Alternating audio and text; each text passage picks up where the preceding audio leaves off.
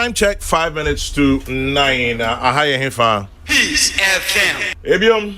Peace FM. Enjoy num kakra. Peace FM 104.3. Who to me take? Amampenyi Abediechire, the Vice President of the Republic of Ghana. Mahamudu Bawumia, PhD. Akwaba. Yenia. Boko de. Yadanya mercy. Me no say twi ni mo ide na nsen yo. No, we dey galamsey twi.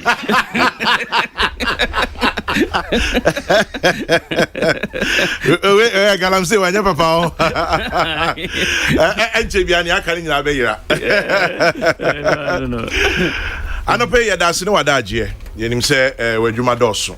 But when you had that, in fact, this is the first time a sitting vice president of Ghana had about Peace FM Ejumedi Kokrokoso. You've just made history. Oh, sir. Okay. Inti Dasipa. Yes, the Huawai. Say, on my Penyaba DH. Last time I bought now you're candidates. Now you're running mates. And as you say, we are vice president. Thank you very much for honoring us. But again, talking about candidate and running mate, and then that's so special about Bawumia. Say 4 times, 2008, Koya Nyi, 2012, Okoya Nyi. You and I were not there, Bemo.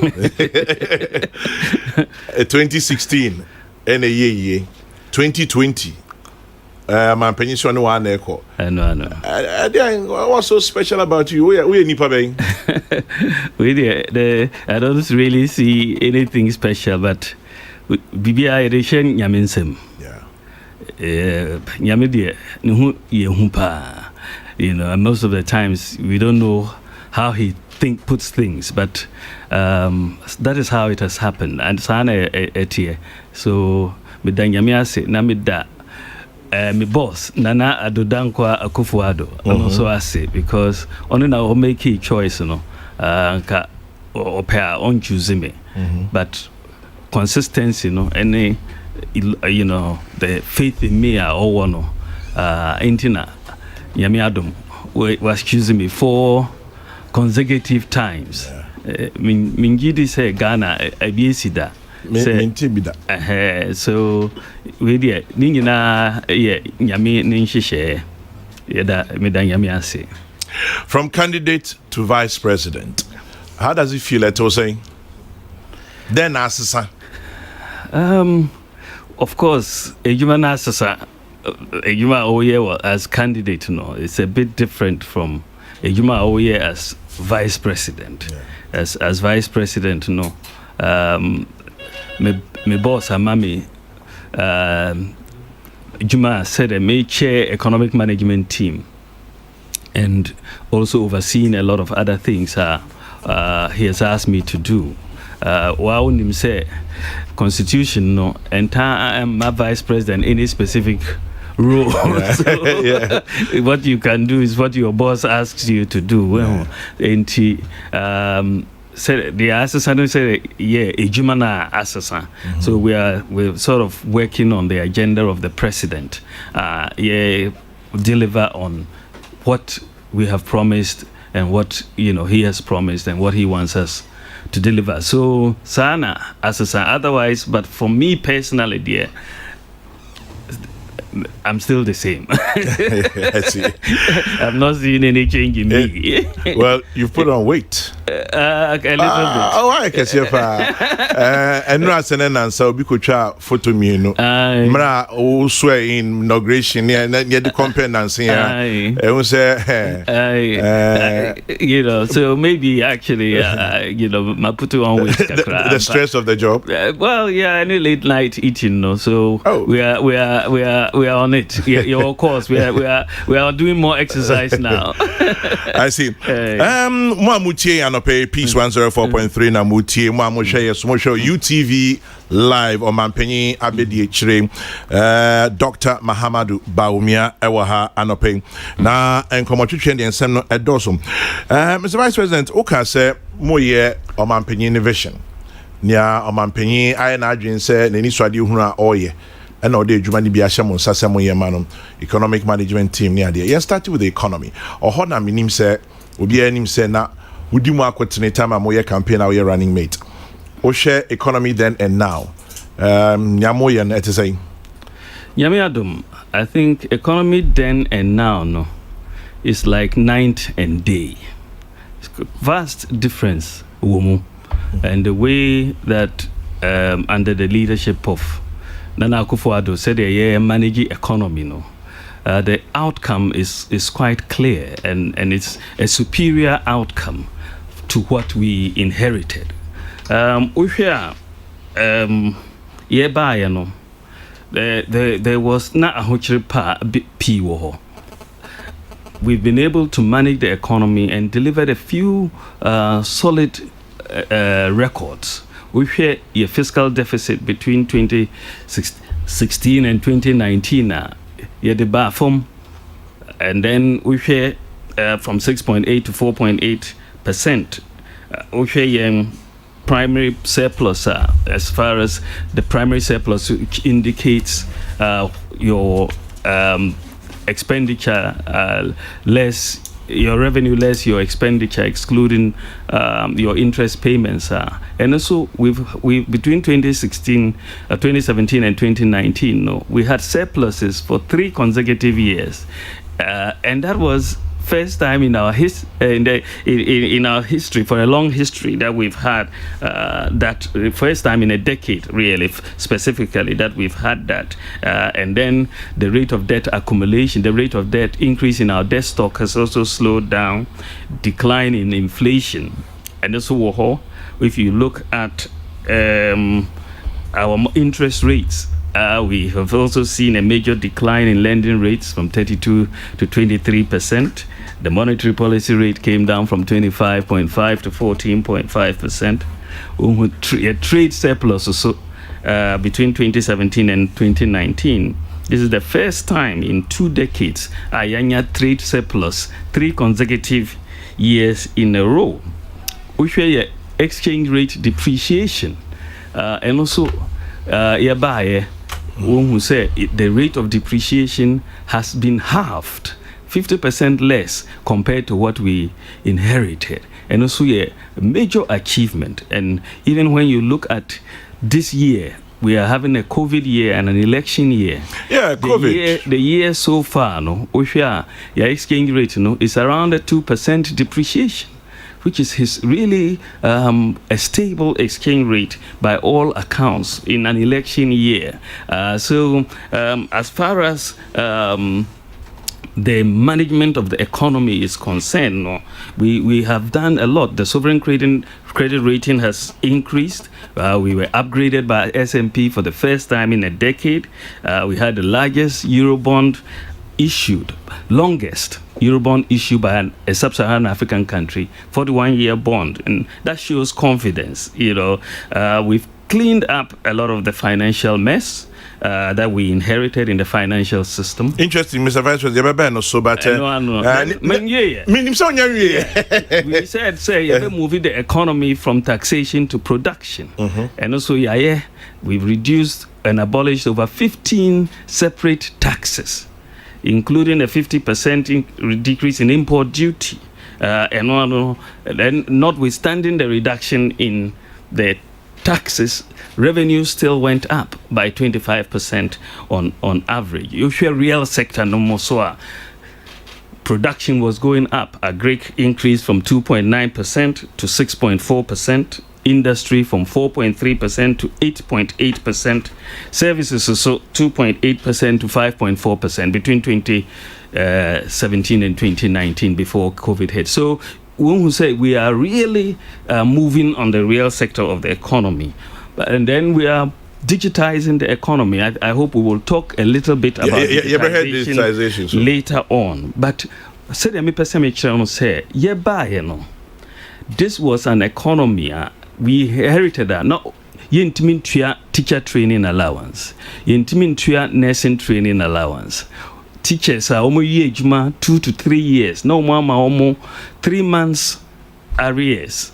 3 months for 2 to 3 years work. Arabic instructors, unemployment were ambulances ni hon, NHIS, the arrears were almost 12 months. So this was the same economy I inherited here.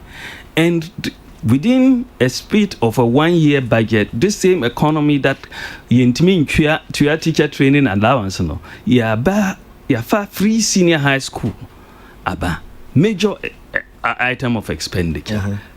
Which the same economy that we inherited.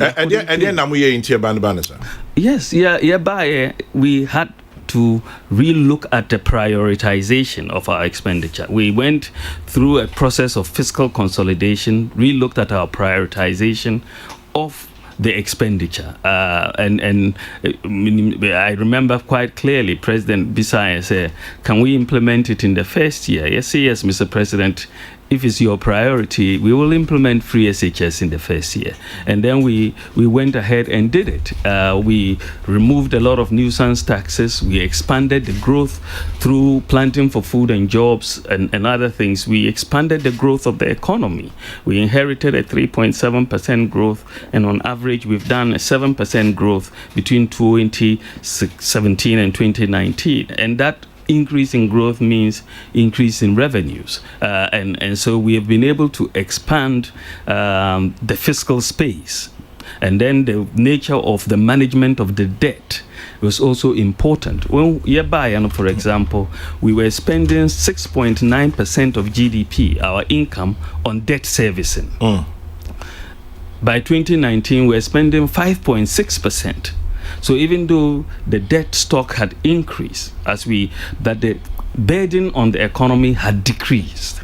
So that takes some management, and as you know, we were able to work through and exit the IMF program, which was done successfully. So we were able to turn around the economy.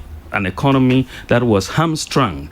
There was a freeze on employment. You couldn't hire teachers and doctors as you willed to do. There was a freeze on public sector employment. We've been able to create this fiscal space. We've done free SHS, we've done NABCO, we've done, one village, one dam, one constituency, one ambulance, all of these interventions. But the economy we inherited, na teacher training or nursing training.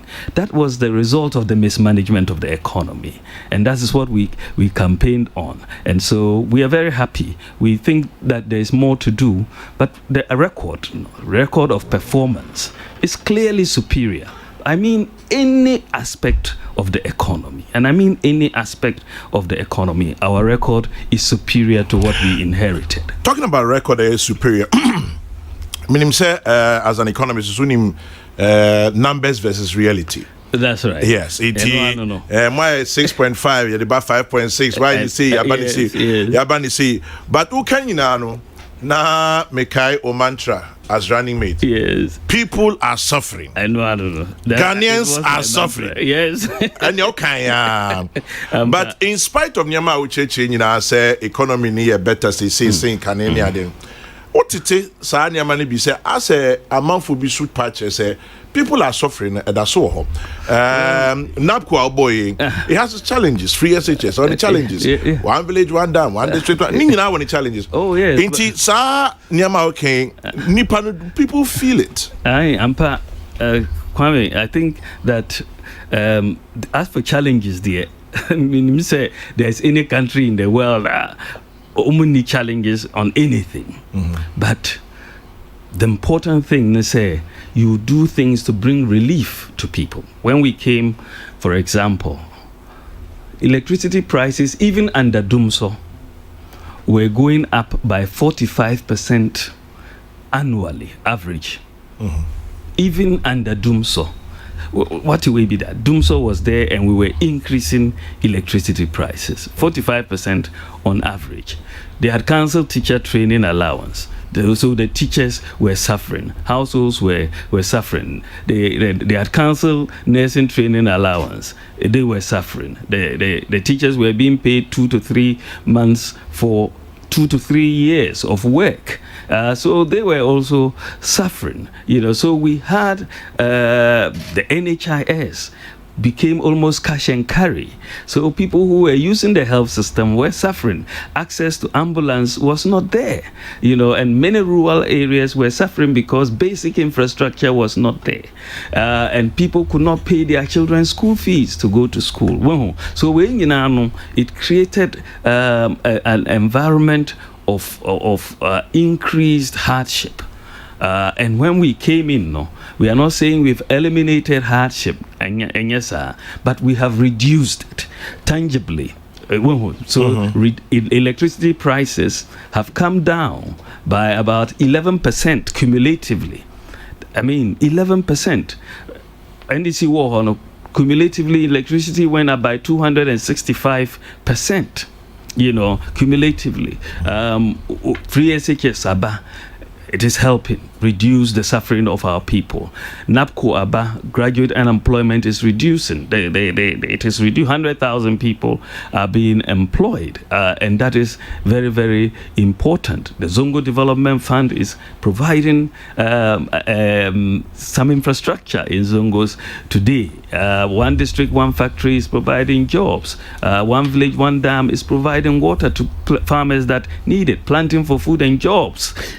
And also, it's helping a lot of farmers across the country. And this is why, when we say food production, it has gone up very significantly. And we are even exporting foods now rather than importing. And that is a major benefit to us. So, we haven't eliminated and but compared to before we have reduced it, and this is why we need to continue and continue to reduce it more, and that is what inshallah we want to do in our next term. Ebiaka say nyama na mudi tumo hono ba ko ne se oba CD no ba bi obi abechin dia koma IGP na walo ko no arresting but CD no still no and shed especially against the US dollar. And yet to send ya wukasa obey no. Oh, actually, and that's so sad. No. I think that I'm happy to say what this is our question here, because you're running flexible exchange rate regime. You're fixed exchange rate regime. So exchange rate no there ever movie according to the market forces. But fundamentally, the exchange rate is going to be determined by your inflation rate, other things being equal. Or high inflation now, ubenya higher depreciation. Or lower inflation now, ubenya lower depreciation. That's the fundamental. So we are going to arrest the CDR, and yes, we are going to lock it at one rate, but essentially lock it within the range of the fundamentals. Saying that the lower inflation rates will produce lower depreciation. We have 2013 to 2016, the exchange rate was depreciating at 18% on average, 18. Whereby 2016 to 2019 is 8.7% on average. And because we've come down to 2%, if you, but we are not going to add that yet, but you will see it even lower if we did it on a 4-year basis. But we are 18% versus 8%. So we have reduced, as I said, by more than 50% the rate of depreciation of the currency. If you said that your currency under the NDC, the currency in terms of the dollar to the cedi, it was saying about $1 to 1 cedi. Okay, that time 2009. That's right. It was almost $1 to 1 cedi yet buy. By the time they left office, they call what 4 to 1. And yes, sir. So it was a quadrupling of the rate of the nominal rate of the cedi. Exactly. 9. Now, yeba from 4 no anka yeso yebe quadruple anka yebe ko 16 and yes yes, if we had moved at that sort of rate no anka yeko 16. So but where are we? 5 point something, almost 6 today, right? Instead of, if we had followed their trajectory, we would within our term we would have been talking about 16. But when you talk about depreciating at an exchange rate of about 8% on average, and you are having inflation around that amount, between 10 and so on, you have really performed well, because the exchange rate is consistent with the fundamentals. It's consistent with inflation. What kind of fundamentals, Makayo? If the fundamentals are weak, the exchange rate will expose you. One, okay. I don't know. And at this point, we're sure that the fundamentals are strong enough. Yes, but in Anka, not strong enough. Election year so far, August. Yes. And you have a depreciation of the currency of just around 2%. It's very remarkable. I mean, you touch wood. Let's hope it stays that way. But it's really remarkable. I've not seen the exchange rate depreciation since 1992. Since 1992, be this low in an election year. I've not seen it. It's not in the data, and let's hope we continue to hold the fundamentals strong. One thing we've all not seen also is COVID. Oh yes. Yeah, who COVID did that until March this year started also COVID obviously will affect it. Oh yes. Revenues, the economy, and all of that. Yeah. COVID at the same way economy. No, the way there, Santina, Minister for Finance, did Tuja in the mid-term review recently, because COVID, it has devastated the global economy. And yeah, Ghana, we are safe now. So when we say our exports will be affected, our imports would be affected, our revenues are declining. At the same time, our expenditures are costly. So the deficit will be increasing.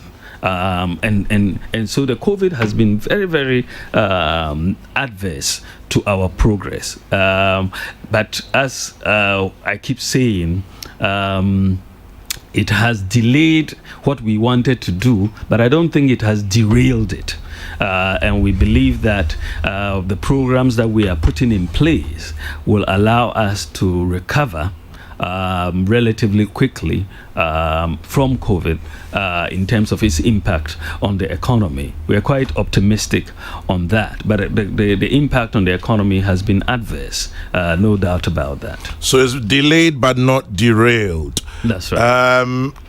After COVID, yeah. That is assuming there will be anything like after COVID. But COVID ni brasia. Yeah, sure say by some na yetimi asusonia mamu kakra. Nyame adom, because when we say COVID it has revealed a few things, and say Nana Akufo-Addo Oka, Ghana beyond aid, Ghana beyond aid, Ghana beyond aid. COVID by you say this is the time for the practical implementation of Ghana beyond aid, because we have now PPEs, personal protective equipment, mask na dear. Yeni wa hospitals mo. Now you say this is the time to stop importing those that we can make here. Now you make it, so there's a lot of the PPEs are here domestically. So domestic production is very, very important. So we are looking at that side in terms of producing things internally. When we put in our manifesto, try and focus on made in Ghana products, and in terms of government procurement, let's focus on made in Ghana. Let's produce here and let us manufacture here.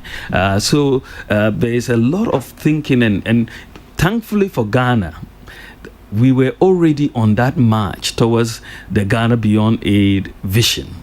And with COVID, it is only going to accelerate our march towards the Ghana Beyond Aid. So when we hear industrialization, 1D, 1F is already in place. We are ahead of many countries in Africa on that. In terms of the industrialization directive, the automotive industry is coming into stream and coming in on its own.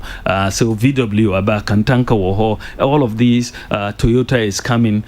So yeah, building automotive industry to come in and help us along with other industry. We're trying to also add value to our bauxite.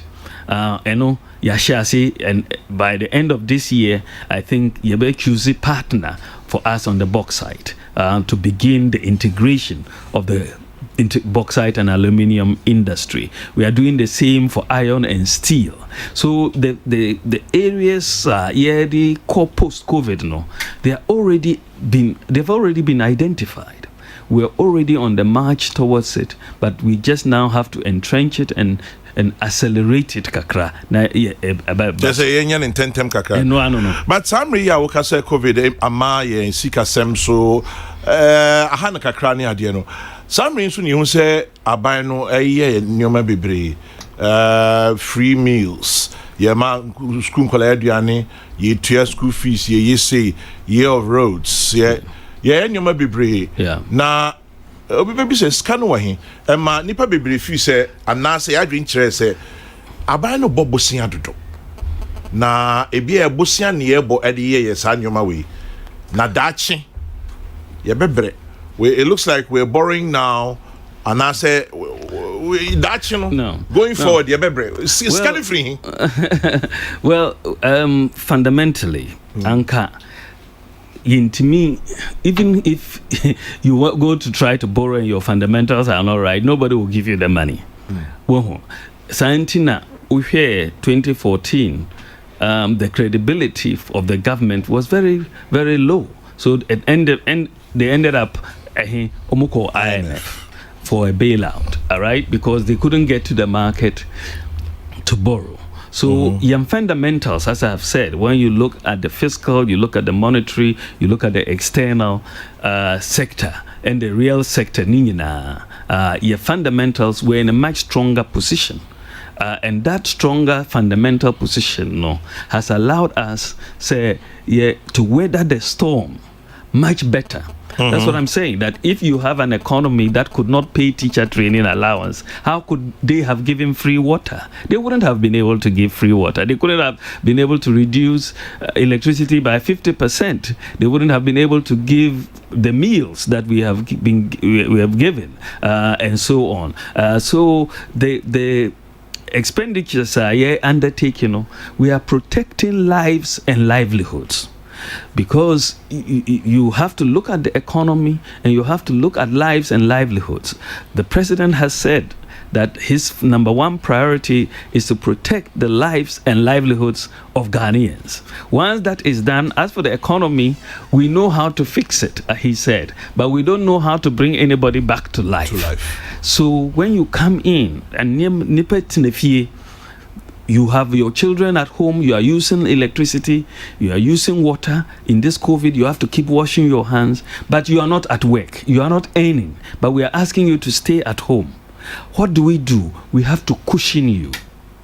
So you protect the livelihoods. Say, this few months you will not pay water bill, or this few months, if you are a lifeline consumer, untia electricity bill, and all of that. So when then the health workers, you cushion them with allowances and tax reliefs and all of that. When a boy and the business people, we provided almost 750 million Ghana cedis because a lot of businesses were hurting to do that. But those expenditures were necessary expenditures to cushion our people and to cushion the economy. And this is why when you are in management of economy, when you save for the bad times as well. And we are in a much stronger position to make these expenditures.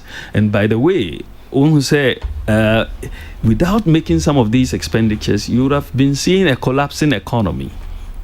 because that is really the alternative, where we will all be collapsing. But we are making sure that we use the resources to protect lives, to protect livelihoods, and by the grace of God, once this thing blows over, we will be able to get moving again the way we were already moving.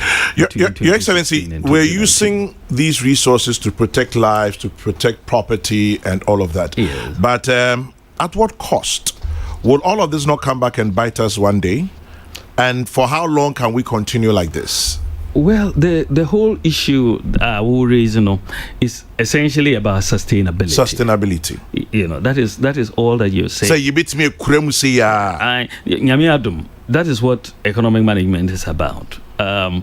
Say in the year 2000, Ghana's total debt was around 9 billion Ghana dollars. In the year 2000, that $9 billion debt, a deal called HIPIC, at that time, inflation was around 40%. Interest rates were in that range. Exchange rate depreciation was around 49%. In that, just a $9 billion debt got us into that position, right? Today, you are having a debt stock of over $200 billion. Dollars? No, Ghana cedis. Cedis. Yeah, Okay. Ghana cedis, right? We inherited a debt of about 122 billion. But if you look at the rate of increase in the debt stock between 2016 and 2019, is the lowest in the decade. Between 2016 and 2019, if you include the banking sector bailout, you have an increase in the debt stock of 9.3%. If you exclude the banking sector bailout, it's at 3.9%. Between 2008 and 2012, the rate of increase of the debt stock was 49%. 49. 2012-2016 was 19%. Then for 2016-2019, we are talking about 3.9% if you exclude the banking sector bailout, or 9.3% if you include it. So there's a lot of prudence, notwithstanding the higher debt levels, but these debt levels are within a sustainable framework, even though we have to manage it. You're seeing inflation coming down. You're seing the exchange rate being stable. You're seeing external. But as I say, COVID inflation across Rukaka.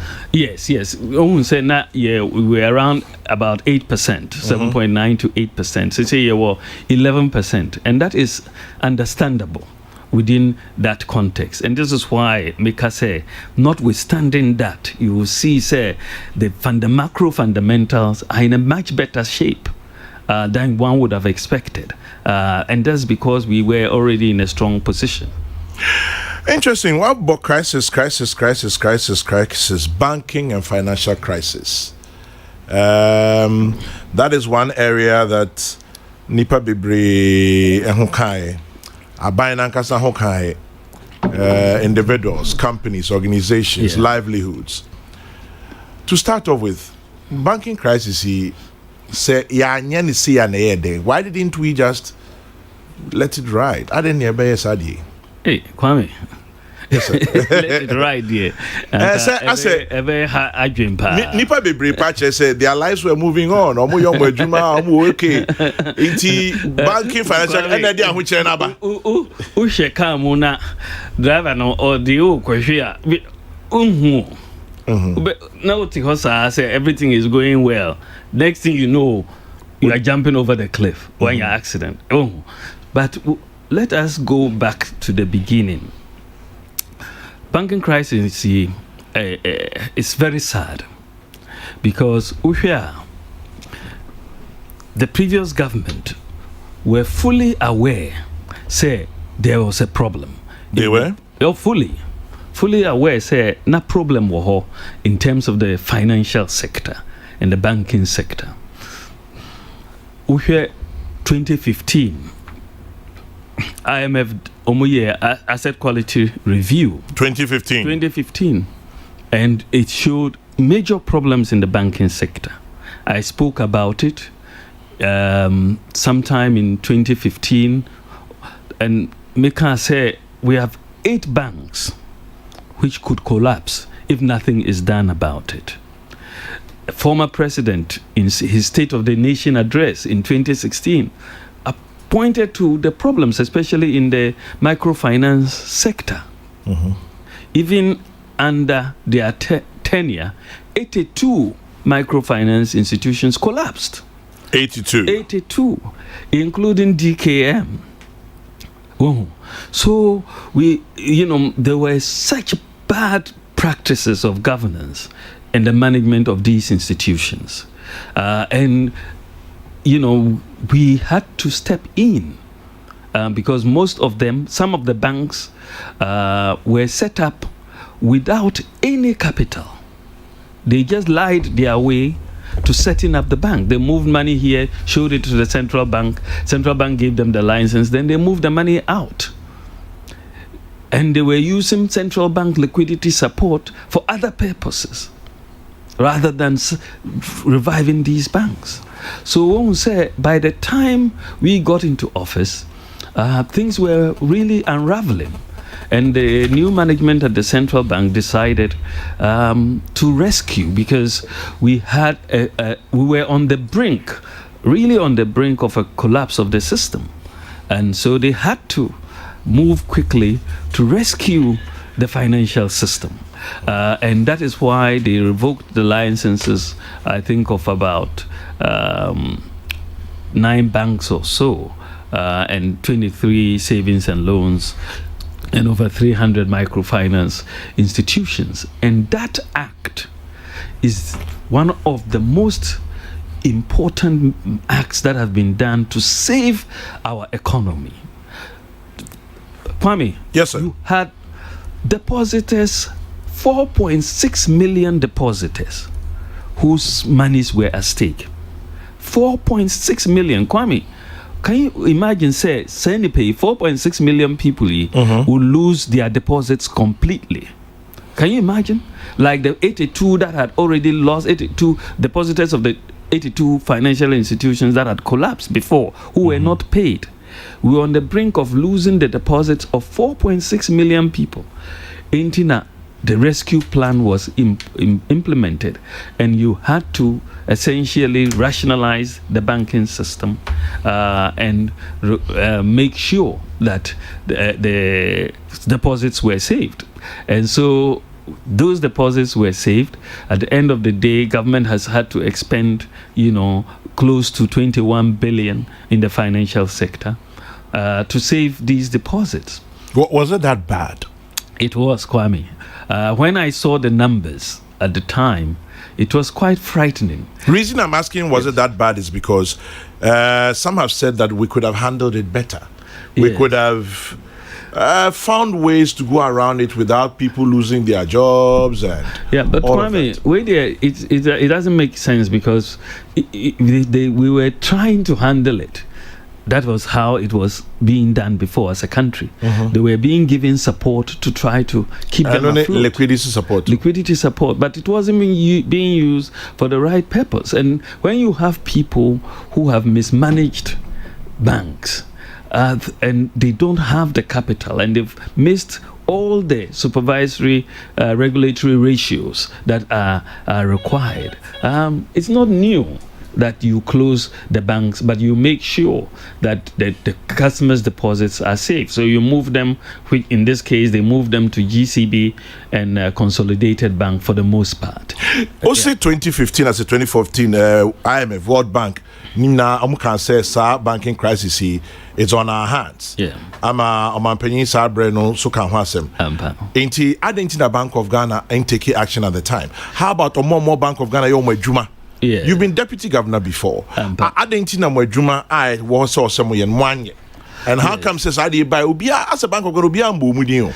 I think there have been some reforms at the Bank of Ghana as a result. And I think that they have been very, very strong in looking at financial sector and putting in certain governance protocols so that what happened, the AC, in CBM. That is what the Bank of Ghana has done, both internally and externally. But you are right, say some of the blame has to be at the feet of the bank in terms of our supervisory oversight, the bank's supervisory oversight, and then you are also dealing with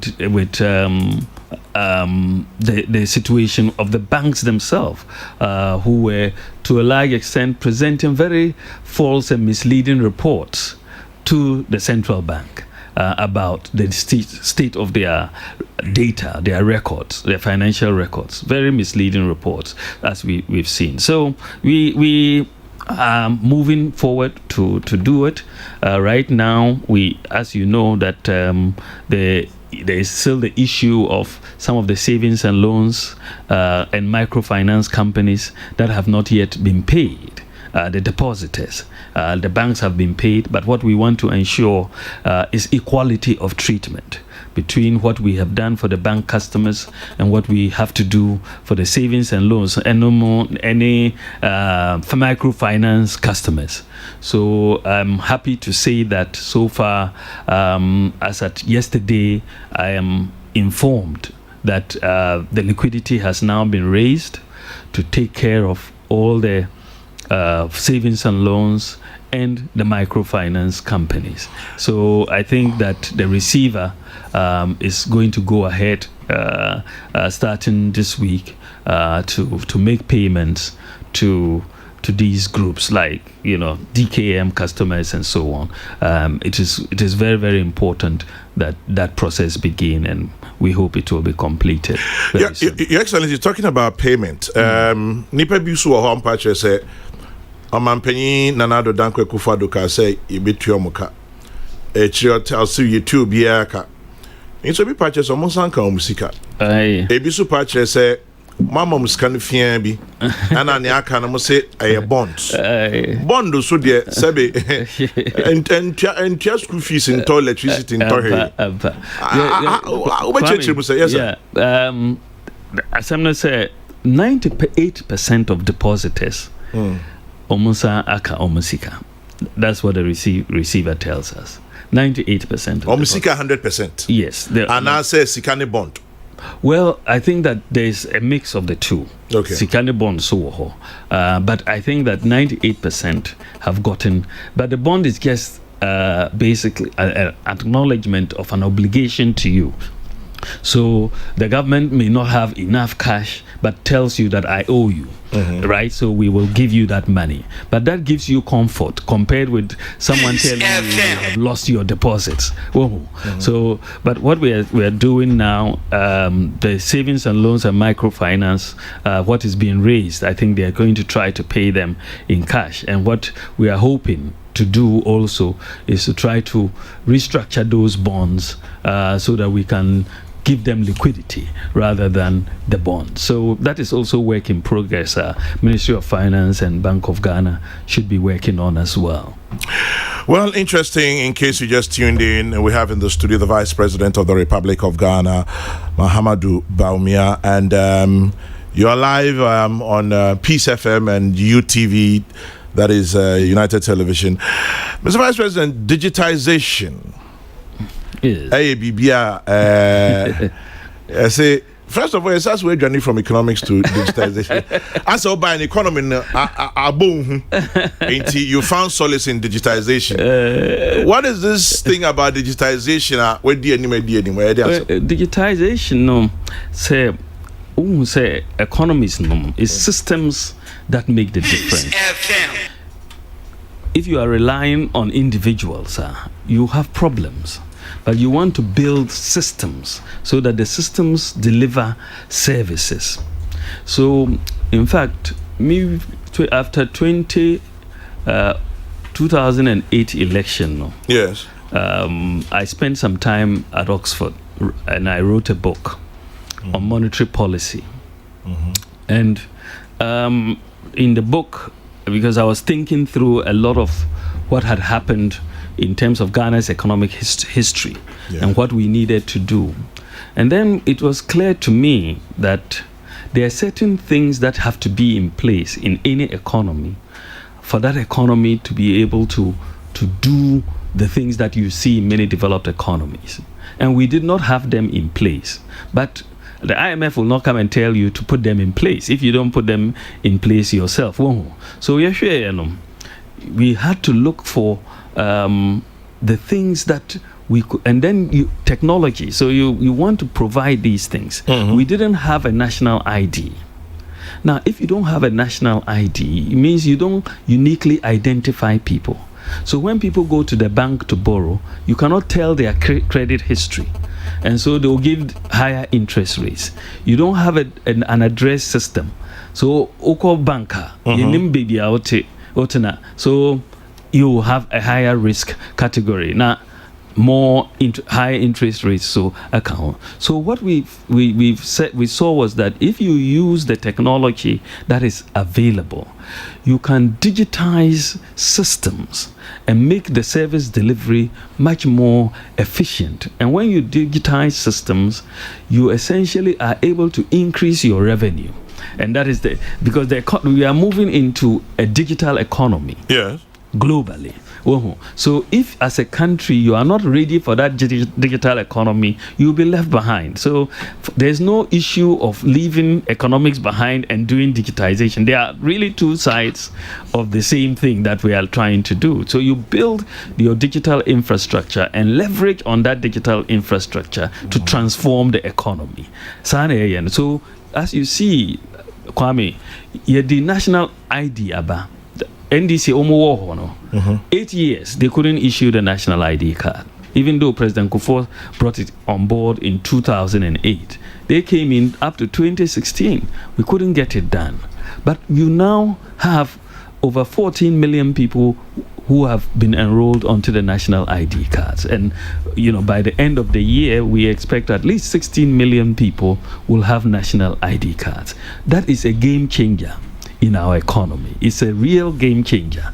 So everybody, and we are going to link it with births and deaths registry. So you will get a national ID number right from birth, and then we will go on. So the uniqueness of identity is very, very important for the management of the economy, right? So to say you're going to have the national ID card, and that will immediately give us an opportunity to convert all the national ID card numbers to TIN numbers. So right now, if you look at our tax base, we are looking at around less than 3 million TIN numbers in Ghana. Since independence. Less than 3 million in a population of 30 million people. Less than 3 million tax identification numbers. So the economy is largely informal.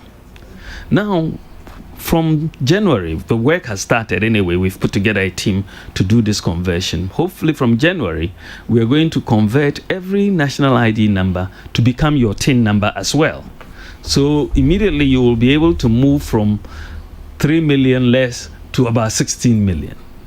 Into no BIABEBA database no so. A BIABEBA database no so. So it really formalizes the economy in a very big way. The same with your national health insurance. But national ID, you start here and you go back and forth, you go enim, you go actually. Then it just say we no, you beat me a year, it's only say you cry no and complaints near what they did near the. Yeah, but I think that it is pretty much done.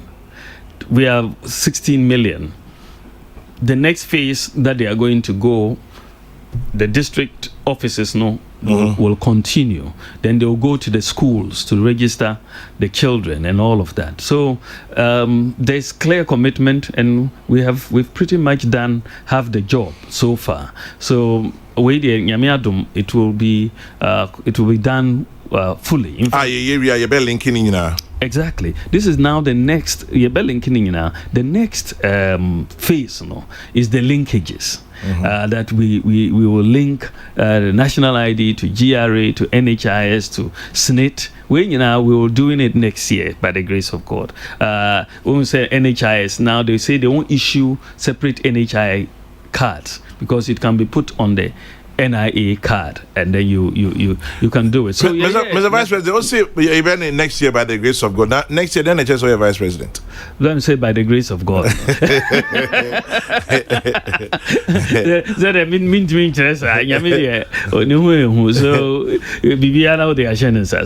by the grace of God. The next thing I hear after national ID, digital address system. Again, it solves a major problem, and because of the use of the digital addresses, everywhere in Ghana now has a digital address. So we are working with the Land Use and Spatial Planning Authority. They've generated over 4 million unique addresses, and by November, every property in Ghana will have a unique address. By November this year? Yes, and then we will begin next month. The 4 million that have been generated, the plates, the number plates, they will start printing them, and we'll start affixing them to those houses that have been generated. But by November, they would have done every place, and also there are certain streets that have not got names. They are also they are naming them, and we're putting them to the MMDCs to confirm and all of that. But you are going to have a completely working national property addressing system. Unique, what we've decided that we need to go for unique addresses for each house or each property, and that is what is going to be done. The street name, the street number, and then the house number and the digital address. That's what is going to be on the plate for every household. And they're starting with the printing of the 4 million now, and then we'll continue. But by November, we'll have all of this done, and it will just be left with the printing, which we'll do. So we've done the digital address system, and this is something we've not had since independence, and digitization has allowed us to do so. So where we, e-commerce, and when we say Ghana Post, they have revived because now you can deliver letters to houses with just the Ghana Post GPS address. No, we've revived Ghana Post. Mobile money interoperability, and this is one of the proudest things that we have done. Mobile money interoperability, it means that, to me, Manisika or Vodafone, you can send to MTN customer and so on. But the other part of it, they say you have made the bank account and the mobile money wallet interoperable. So you can move money between the bank account and the mobile money wallet and vice versa. And you can also do the same with the eSwitch account. So triangular interoperability. And Kwame, this is the first country in Africa to do so. There's no other country in Africa that has been able to deliver mobile money interoperability. And that has Africa yampe. Ghana it is, Kwame, it's not easy to do. Me call Stanford University Business School a year or so ago. Me call my lecture on a seminar on what Ghana has done, and one of the professors was amazed. Obisa, how did you get to do mobile money interoperability? Because the players don't tend to like to cooperate. It takes a lot of cooperation because they are all protecting their turf, whether it's the banks, whether it's the telcos, and so on. They are all protecting their turf. The fintechs, they're all. But in Ghana, we've been very lucky with the fintechs, the telcos, the banks. We brought them all together. But once we've done that, Kwame. Yes, sir. Since 2018, mobile money interoperability, Ghana has now become the fastest growing mobile money market in Africa. The fastest growing. And it is just very remarkable. Today, Kwame, mobile money transactions as of 2019 was 200 million transactions. 200 million. Not money, but number of transactions. Number of transactions. Right? If you look at bank transactions for 2019, it was 599,000. The mobile money is the thing. Is now it has been turned on its head now. Mobile money is more used than your traditional bank. The banking transactions are only 3% of the total. Interestingly, sir, interoperability, now how much did they cost? Interoperability, let me tell you, there was a contract. Not contract order, okay. To do the interoperability. And that contract was to be done for $1.2 billion. $1.2 billion? Yes, that was the contract that was being executed or supposed to be executed. But at the end of the day, we looked at it. I think it was very clear that there were certain conditions precedent that had not yet been satisfied. The Bank of Ghana terminated the contract. And instead of spending $1.2 billion to do mobile interoperability, we spent $4.5 million. How come? Because it was value for money. Instead of, because they could. Scope of work in BBI the same thing. Sorry? Scope of work in BBI the same thing. Pretty much. I think it's even bigger because of what has been done. We refreshed a lot of the equipment. And as I said, right now, we are the leading country in Africa on mobile money interoperability. Nobody has done what we've done. And we're able to do it for $4.5 million. Not even $10 million, but they were charging us $1.2 billion to do this, and we saved over $1 billion just on mobile money interoperability. Into your abrogated contract, did we pay them anything? No, I think that from what I gather, they were not. They took us to arbitration in London, and I don't think they've been able to prove their case in London. I think the Bank of Ghana had a very strong case. A foreign company and a local company? I think it was a local company. $1.2 billion. Aye. Interoperability now can say, yes, so can baby say over 60 million Ghanaians have a bank account. I say. I'm not Kwame. Say banking is now branchless banking. A bank account no enkyere say uko adan bi mu na wako open a bank account wo be yisika na wako akotchoro check na say no banking is taking place on mobile phones. And so in mobile money interoperability, it means that even if you have a mobile money account, ubetime tweet sika akogo bank account mo. Obitimi amano sika from a bank account into your mobile wallet. So where you use a current account in a bank, you can use your mobile account the same way. You can make payments, you can receive payments. Mobile wallet so it meet your interest so on your balances. So the use or the possession given mobile money interoperability, and which is Ghana is the only country in Africa, the only country. In Ghana, if you have a mobile money account, it's as good as a bank account. In Kenya, if you have a mobile money account, it is not as good as a bank account, even though it can come close, but because you don't have that interoperability. In Tina, Yaka say, if you look at the mobile money customers and you will see that the number of people with bank accounts have gone up very significantly, and that is a credit to what the government of Nana Akufo-Addo is doing, and that is financial inclusion. And because of this mobile money interoperability, we are now able to digitize a lot of government services. So passport is online, which we are DVLA. The same thing. You use your mobile money, you can pay. So all across, because of mobile money interoperability, and in fact, we have Ministry of Finance has put together a platform called Ghana.gov. It has started Operation Ghana.gov platform. We are bringing all the government institutions onto one platform. So whatever you are looking for from a government institution, you can go to that Ghana.gov platform. We are starting with a few agencies, but by early next year, we hope to onboard all the government agencies. So that is the place where you can easily make payments, apply for permits, and all of that. One-stop shop for access to government services.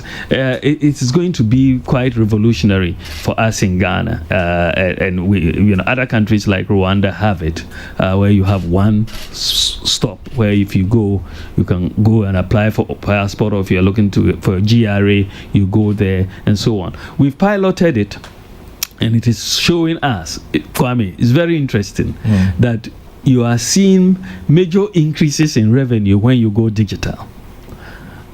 Major increase, sometimes 3 to 4 times of revenue when you go digital. Because the human to human is cut out. Human is cut out.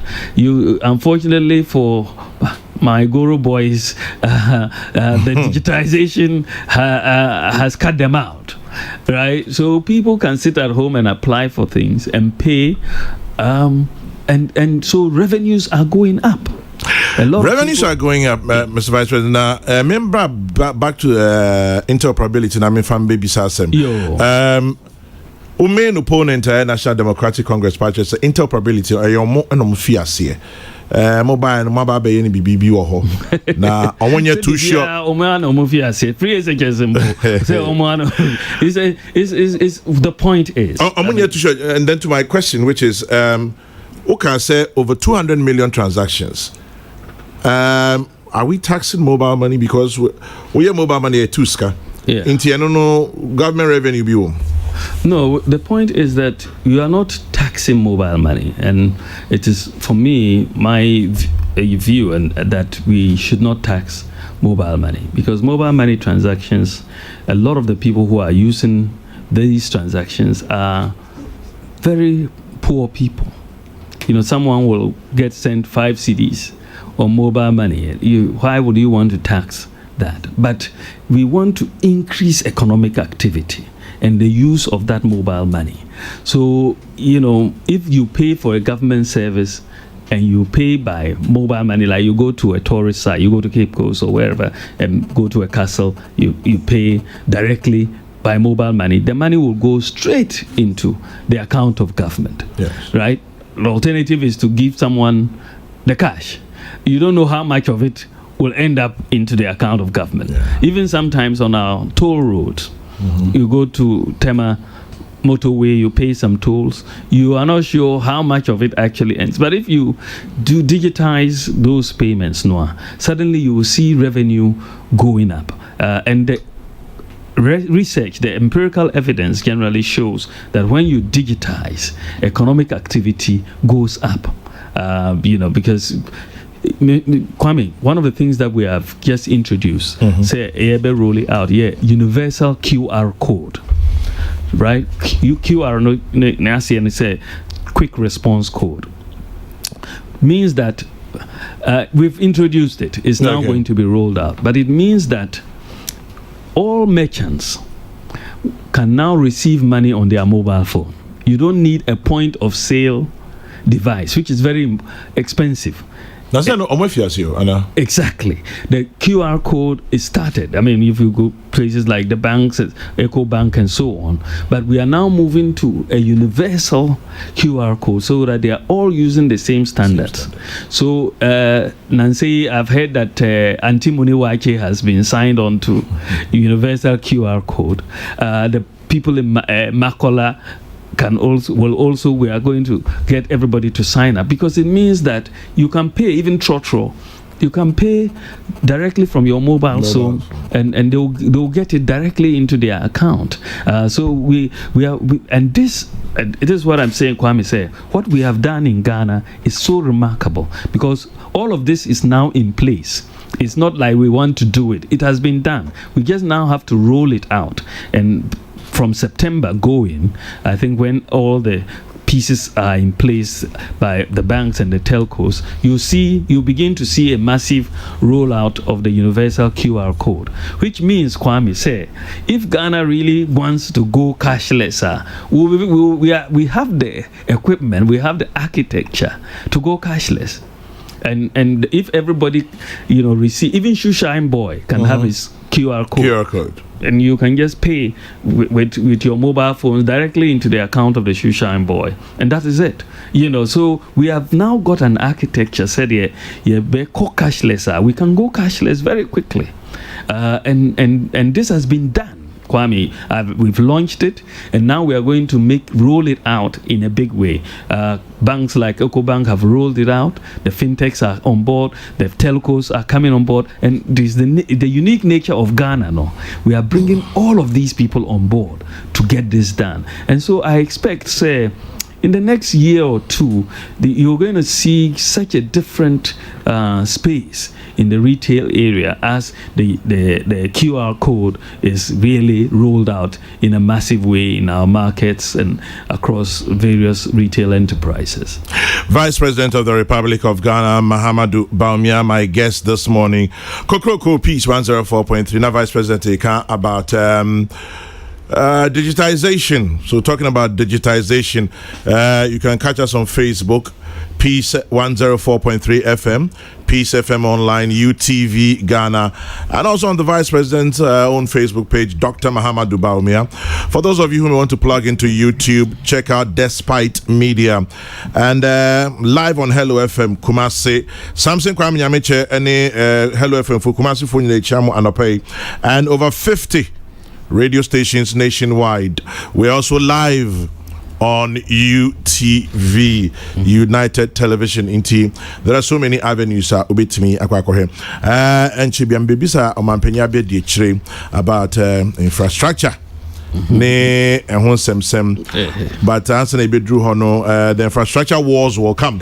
But I like to do a quick check on 1V, 1D, 1D, 1F amongst others, and then also your biggest crop fititama yemofra ewa Ghana ha cocoa. I just saying, how's the cocoa sector, how's the cocoa industry doing?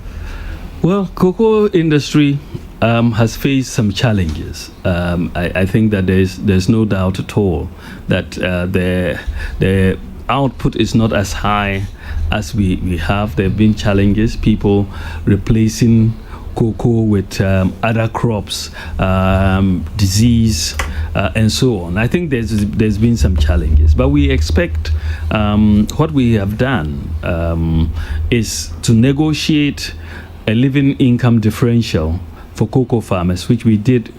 Ivory Coast say an additional call it what bonus or living income differential of $400 per metric ton to every cocoa farmer.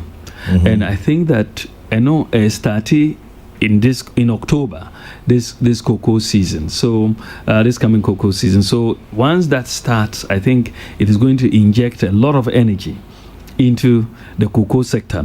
And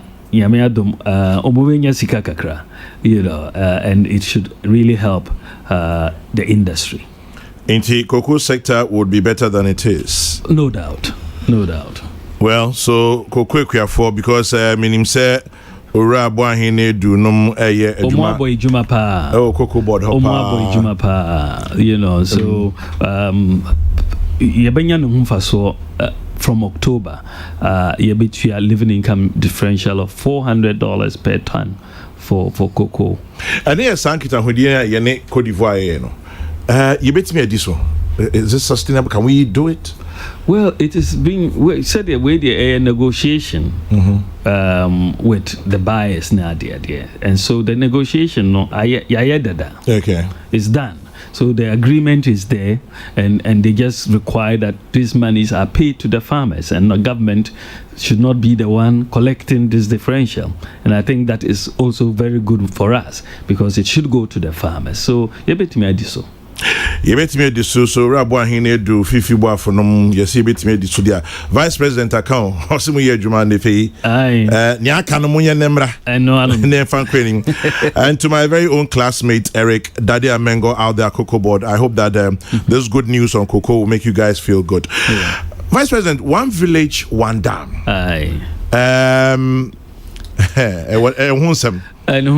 Sir, maybe yes, was what we see the 570 dams. 500 and 70 years, 507, almost 57 constituencies in the northern region, 5 northern regions. 5 northern regions. And so the idea was to say 10 dams each constituency. So that was the target, 570.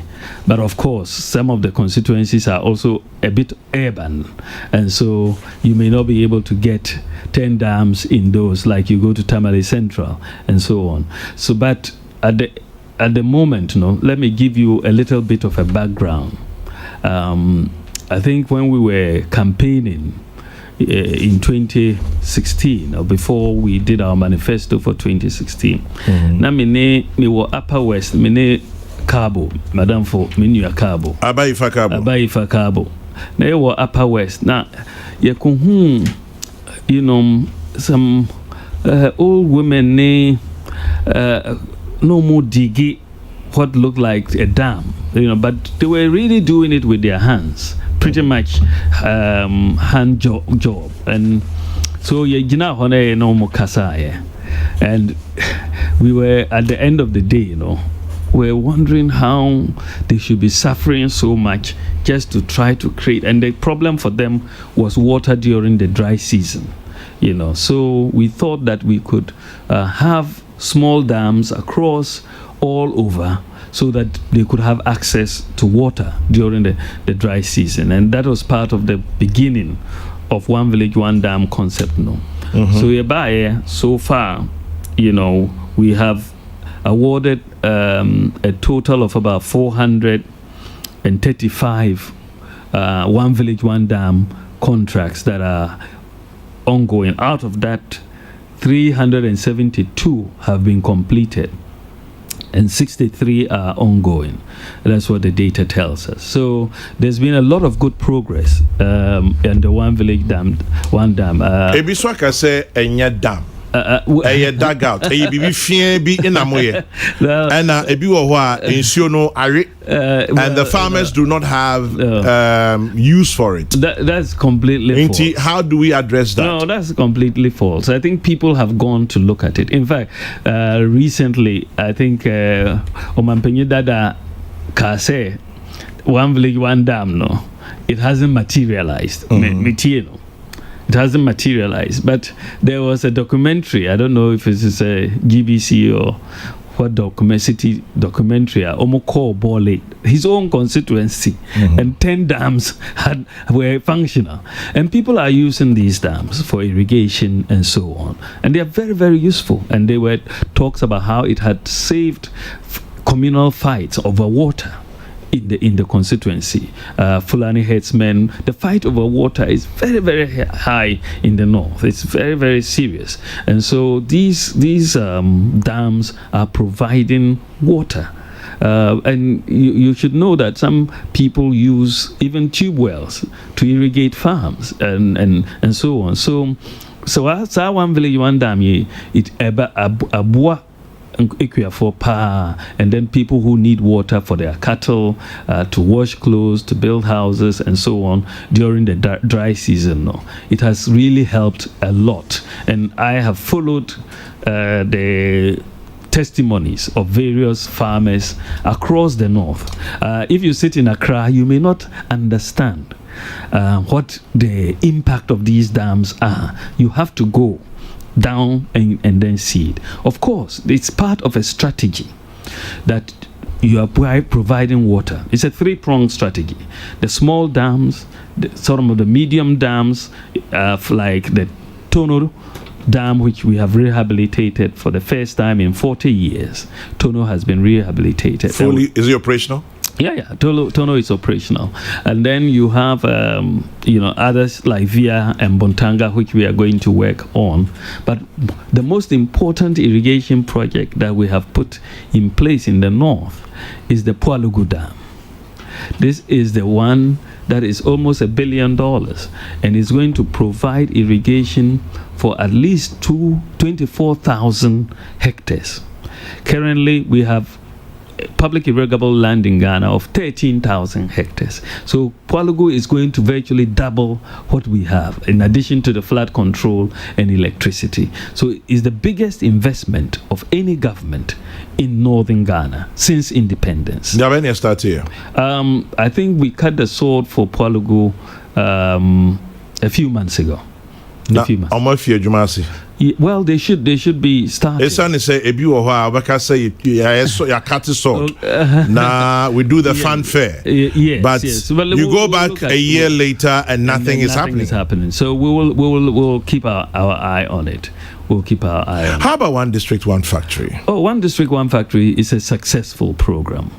It's a very successful program, as you know. Some have said more backward. It doesn't cover One District, One Factory. Really. Well, the One District, One Factory, as you know, Honorable Alhaji Menting always says that you don't build a factory overnight. It takes time, and we have done a lot. Right now, under the One District, One Factory, 76 factories are operational under that scheme. Of this, 28 of them are new factories that have been set up, factories like the Kasaropa and Kumfi Juice and all of that. Those are factories that are new, that have been set up. There are others, which are about 48 of them, which are also being, which are existing companies that have been supported to do 1D, 1F because of their need for higher capital. Some have said you therefore cannot call them as 1D, 1F because any government there, any abino ne yama or mine, you'll be private business and I would do seek acquisition. Business no ebegua, and then you've gone in to help it survive. It is part of a program, but the important thing is to be able to distinguish between what was already existing that you have supported and what is new. That is just transparency. So the data will allow you to distinguish that. It's important that we report what is happening. And there are so much more that is happening. ADB supporting 58 youth enabled factories in terms of processing and so on. So there's a lot that is going on in the 1D, 1F area. And I think that as you go through to the next term, we will see a lot more of these which are in the pipeline come to fruition. So, Vice President, you seem to have a lot of faith in the next term. It's as if it's almost a foregone conclusion. Oh no, I said it cannot be a foregone conclusion. I'm not going to say we are in a comfortable lead. We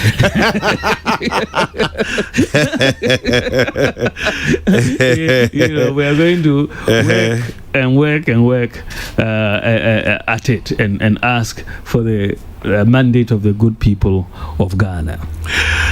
Vice President of the Republic, Dr. Mahamudu Bawumia, and Waha Anope, I in the Chichin Komo, away Kokro Jumediano so. Na Senia Midi can say, Odiwe Fidia to her at a piece 104.3. Sounds so away UTV live. And right, you know, Facebook, no, wait me, I could Peace FM 104.3, Peace FM online, UTV Ghana, Dr. Mahamudu Bawumia on Wankasani Facebook page or home, YouTube for our Despite Media, Hello FM will come say. UTV and over 50 radio stations across Ghana. Dr. Bawumia, mimbisa asemba mekai memaye tutu a research bi mami on fuel price wars those days. Saturday, 16th May 2015.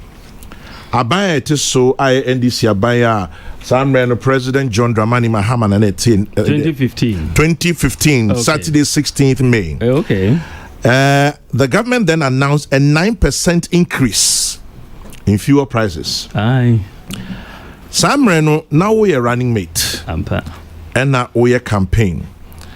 And as somehow kind any quote, I don't think that there's any doubt now that the current NDC government is the most incompetent, uncaring, and corrupt we've ever seen. The government has thrown all responsible feelings to the dogs and gone ahead to increase fuel prices. Unquote. Then running mate Bawumia.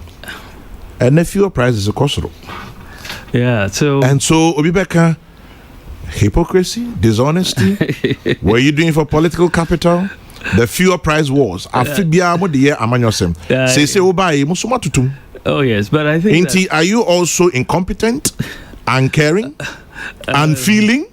Have you also thrown all reasonable feelings to the dogs? Kwame, yes, sir. I stand by those statements, those words, in the first place. But I think that let's put this in context, Wati. Because we had a government that put us through 4 years of doomsday. That is very, very difficult for businesses, for individuals, for the productivity of the nation as a whole. Yeda sunsumo, 4 years of doomsday. Right? Yes, sir. Through this doomsday, increases in electricity prices were still taking place on average of 45% every year, even though we had doomsday. In addition to this, you had electricity price increases. Whoa. Right? 45% in addition to this. In addition to this, increase in electricity. Yes. Right? In doomsday, teacher training allowances were cancelled.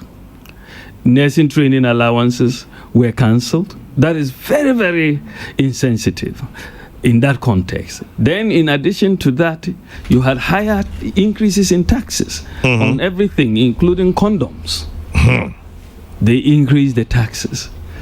Teachers who had worked for 2 to 3 years were given 3 months of their allowances, right? So we had a situation very, very clearly. High unemployment. People could not find jobs. They had frozen because of the IMF conditionalities. The NHIS was collapsing. You are moving to a cash and carry system. So the suffering of the people, the hardships of the people were very, very clear. And on top of all of these, you are increasing fuel prices as well. Now, if you look at it, I would say that it was insensitive, but it was a product of an incompetent management of the economy. Just like the way they had to cut teacher training and so on. Now, if you look at petroleum price increases, Kwame. Yes, sir. Between 2008 and 2012, the average increases were about 30%. Between 2013 and 2016, average increases of 24%. Then between 2017 and 2019, average increases of 13.5%. So we have increased at about half, more than less than half what they have done, what they did. So it's a complete difference. But not only did we increase fuel prices, that is fine, but we had brought at a much lower rate. In addition to that, we reduced electricity prices. We restored teacher training allowance. We restored nursing training allowance. We changed that. We paid the teachers arrears from the 2 to 3 months one. We cancelled that policy. We've restored the NHIS back from the cash and carry state that it was in. We brought NAPCO to cushion graduate unemployment. So if you take it in context, the management of the economy generally and the provision to cushion people from hardships allowed the country to bear this increase in the fuel price, the lower increase in the fuel price, much better. Of course, we are talking about a 13.5 increase on average by us, but a much better. We were able to bear it much better as a nation and as households than what they had we had to bear under their 30% and 24% average increases. Vice President Dr. Mahamudu Bawumia. Answer na remember na numsio kakra. But answer be numsio kakra no. Ya numsio ni ba pe ya ni be ko Cape Coast. Ya be ko he ni manifesto. Any aeroplane dan o ba bi sie. Any se na nkrofo bi se sebe adwen etachire na entoasom. Ya be hwe eno akabat answer na ya be ko manifesto no. Yemfa Vice President enku Kumasi. Baby okoye ne town hall meeting a yeah, Papa Alhaji Grusaka, or Dwendwan Nenum. Mr. Vice President, who call Kumasi Town Hall meeting? And some baby or how the two job a Honda infrastructure war no started to chupa. Adrian Teche be can say when you know correct, Sebi, when you need the amount. Sebi say, well, I now can when you know correct. T2 infrastructure home. Kwame Nkrumah interchange be mo interchanges near one sem nina ebem and which near many be projects over 17,000 projects are the two just same why no e bi akwa yen hwehwe mu purchase e bi nya no kre for example Kanda die yes Kanda water system bi am say e ongoing e ko he ne abandon be 2 years e ko he ba ko adente say astrutef say ni adente o Madina it says in some no edosum and which no so ye share National Democratic Congress aye main opponent in Ibabetuya ompache say niamani bi wo ho a odi tudwa enye nokre Oma liste niamani bibre ewo omo press conference omo yemu amampin ebedi echi ase mekabia or say the claim of a 10-seater WC toilet in a Sikuma Domi Brakwa does not exist. 10-seater Sikuma is a lie. May come from NDC document room. The claim about an ongoing construction 6-seater toilet block St. Thomas Senior High School as Samanke say is nothing like that is on the ground. Construction of a 12-unit classroom block for Pentecost SHS at Ekropong, no project like that exists. Almost so far, I'm say 26. A patch say and some need to have more car and you know how do you respond to this? Thank you very much, Kwame. Yes, sir. It's very important. Say we understand. I'm going to give you the broad view of what we are doing. Yes, sir. And then I'll address specifically the question. Who say by what we have done in the last infrastructure town hall is to try to bring transparency and accountability to the whole discussion on infrastructure. So we set about to put together the idea delivery tracker. Right? The delivery tracker. The delivery tracker, there are two aspects of that website. The first is our promises, which we did in the Kumasi Town Hall. So if you go to the delivery tracker, you will see what we have done, what we promised, what we have, the status of that promise. And then the second part of it, infrastructure. Right. And in the delivery tracker on infrastructure, we have put together what we have done across all 260 districts to allow people, everybody, whether you are in Ghana or outside Ghana, to check for yourself, right? This is the first time it has ever happened in Ghana. And Ghana is the first country in Africa to do this. No other country has done this. It's only Ghana that has done it. And this is usually the thing that you will try to get help from people abroad and so on to come and do for you. But we've done it in Ghana by ourselves. The only country in Africa to do it. And me, when I gave the lecture and I demonstrated the website, and I made it very clear that this is going to be a live website. We will update it as we go along. But the information provides an opportunity for everybody to check.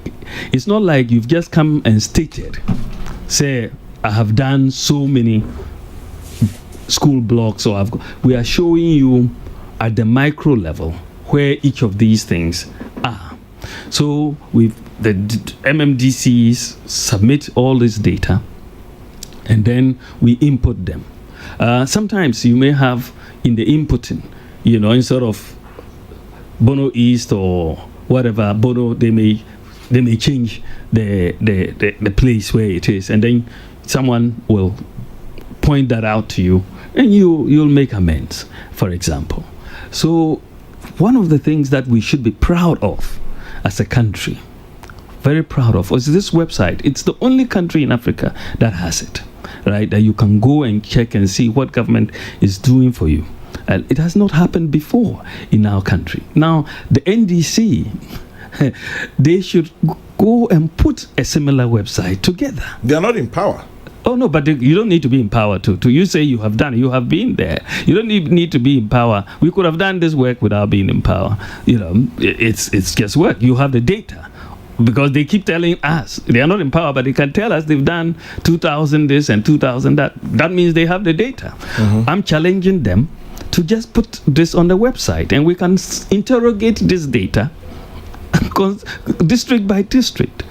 Kwame, I tell you, they cannot do it because a lot of the projects they talk about do not exist.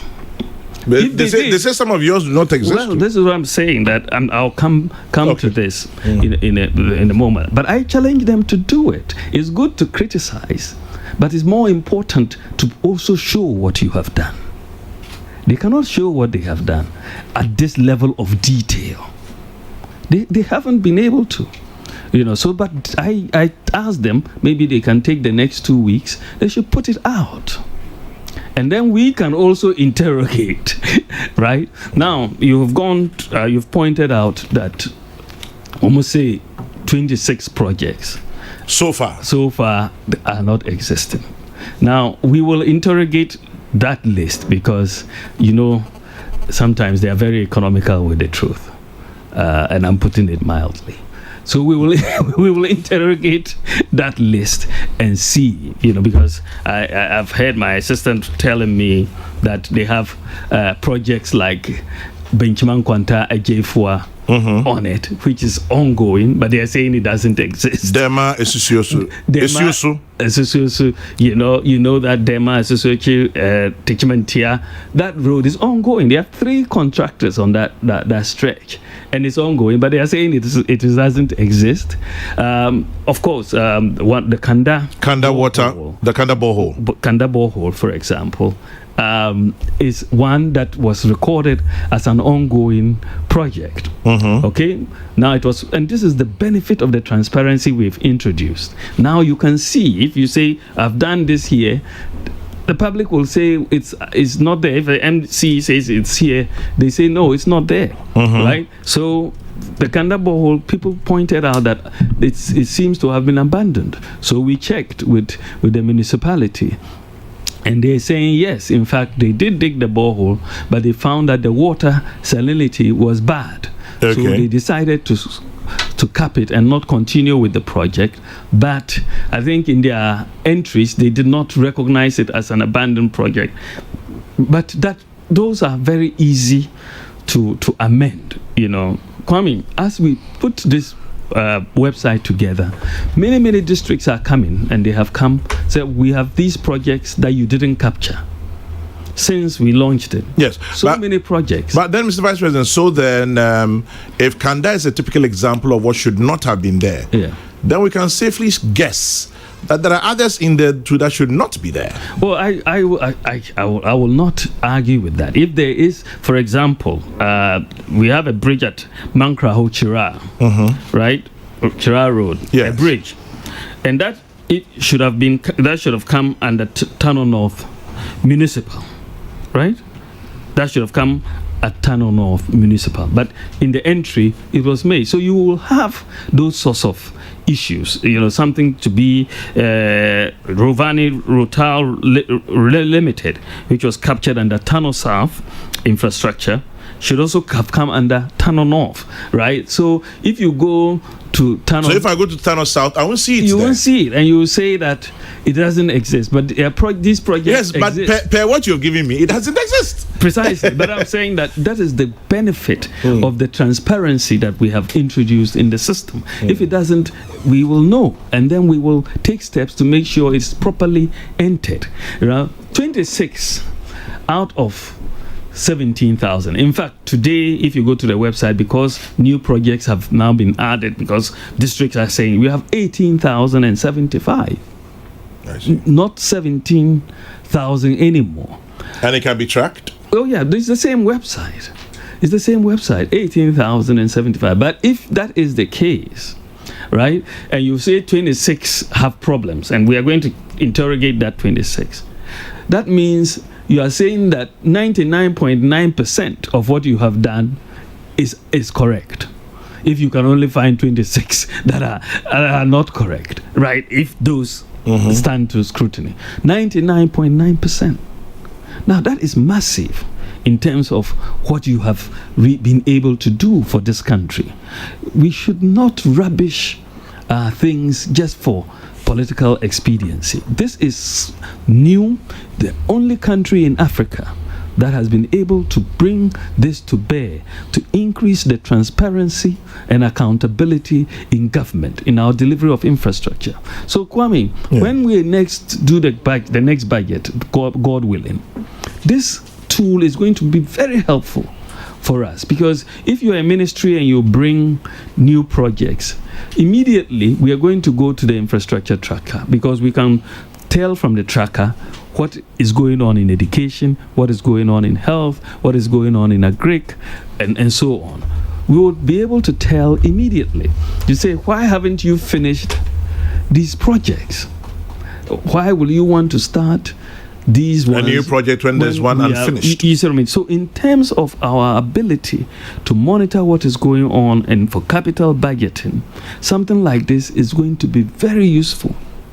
Right, someone could come and tell you, I have done A, B, C, D, and you look at it, put it on the website, and then they'll say, no, it hasn't been done.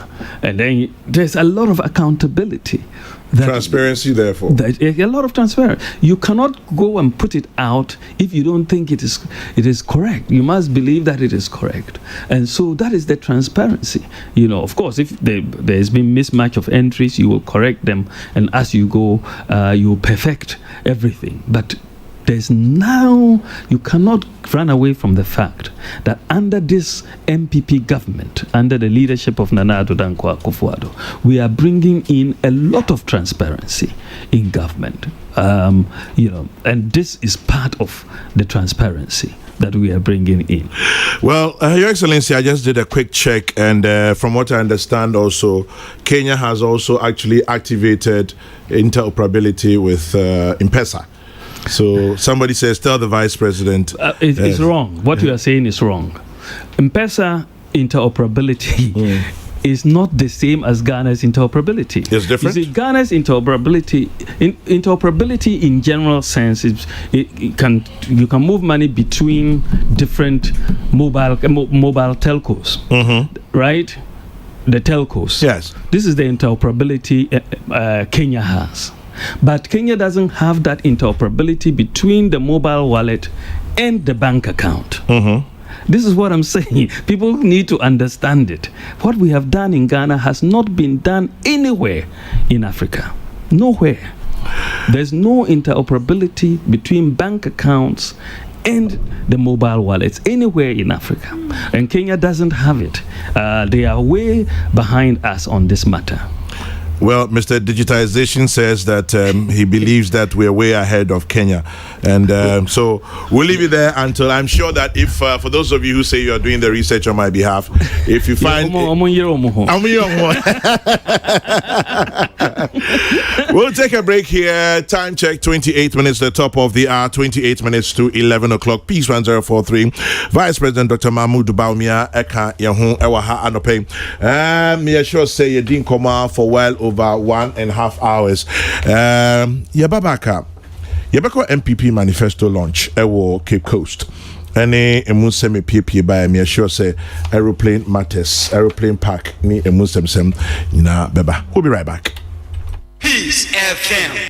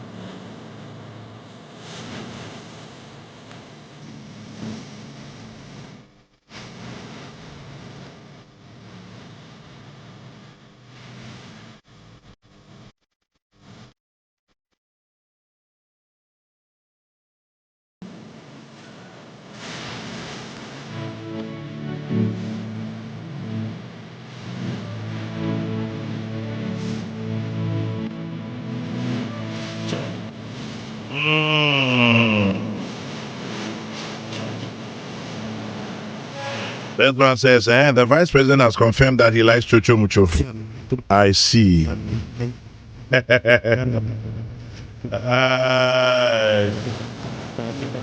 Now I know why Nanaya of the office of the vice president likes the song.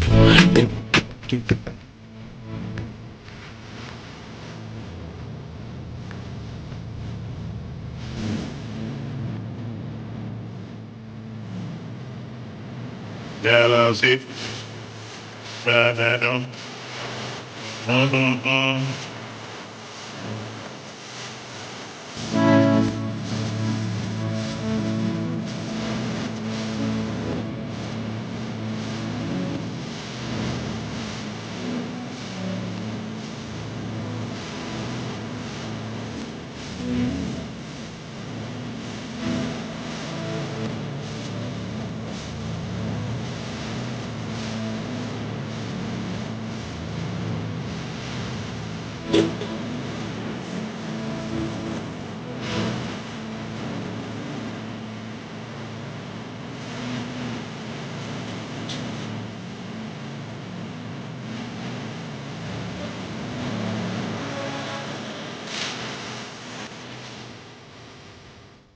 Peace FM. Peace FM. Peace FM 104.3. Who to me talking? Right back into the studio with the Vice President. Your Excellency, I'm on focus on Obi Akofa press release. Oh dear. From the Central Bank of Kenya. That actually says you're right. Thank God. I must say, implementation of interoperability of mobile phone financial services started from the 10th of April 2018, and I wallet to wallet. That's right. Okay. So you Martin made us the Central Bank of Kenya for Mr. Midawamo. Say Omukoye Jumane Enenia Okayano. No. Ababe demo pepe. Anyway, so Yamba Cinco Cape Coast. Manifesto launch. Aye. I'm say and also the ehun bebre ebai. At the important highlights of manifesto nintia ufi se Ghana for sure. Yebeka say Nanado Dankwe Kufuor ni na bedi chire Mahamudu Bawumia yento abamam. Yo, me da se kwame na uhwe a manifesto no. The team no is a very instructive team. Leadership of service. Leadership of service. Protecting our progress, transforming Ghana for all. You know, that really, we know it encompasses idea right? Through the leadership of service. Nana Akufo-Addo is really a servant leader. And he's done so much. And in this election, it is very, very important, say, yemfa sa dia yayina we have to consolidate what we have done. We have done so many things. We share NAPCO, free SHS, the one district, one factory, one constituency, one ambulance. So many projects that we have started. It's very, very important. Planting for food and jobs.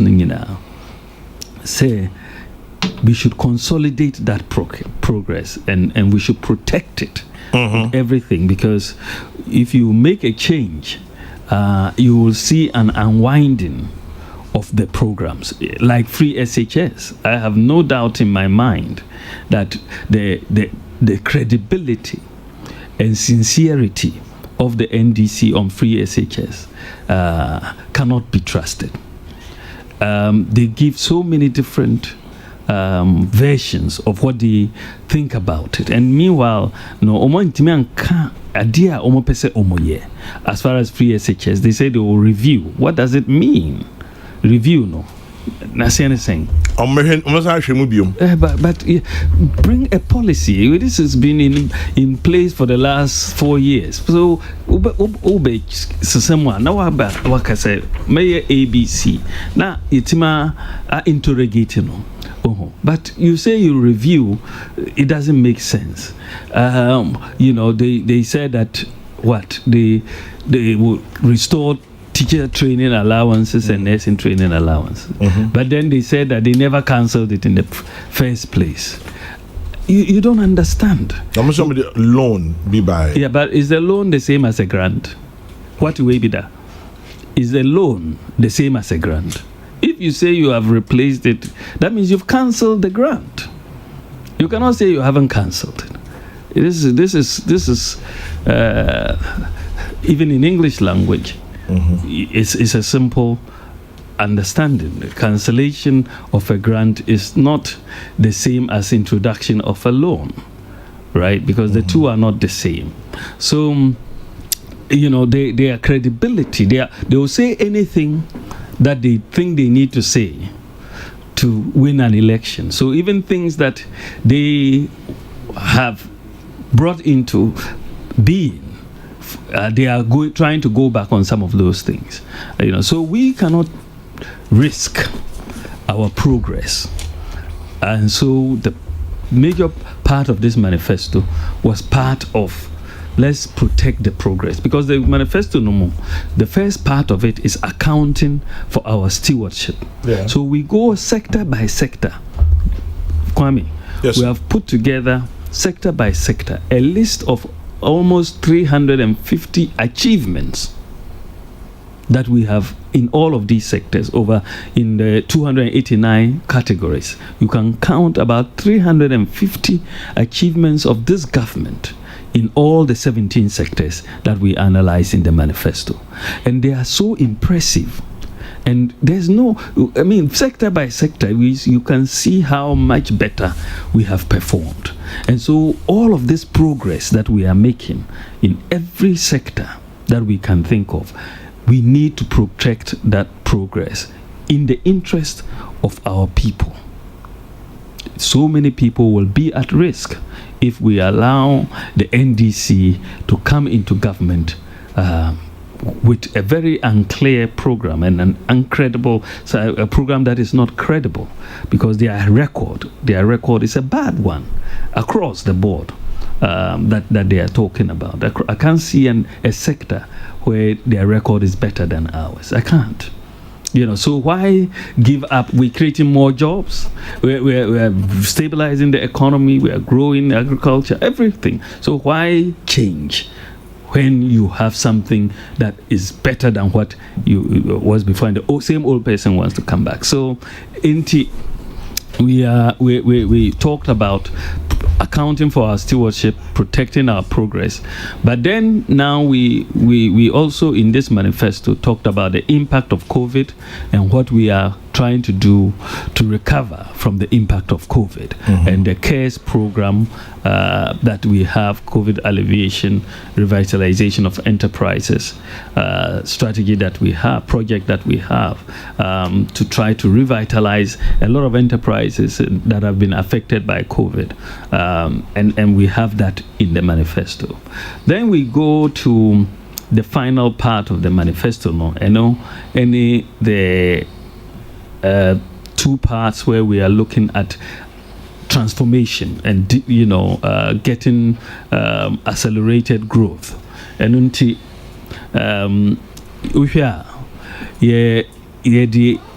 digitization, creating a digital economy, and how we want to do it in terms of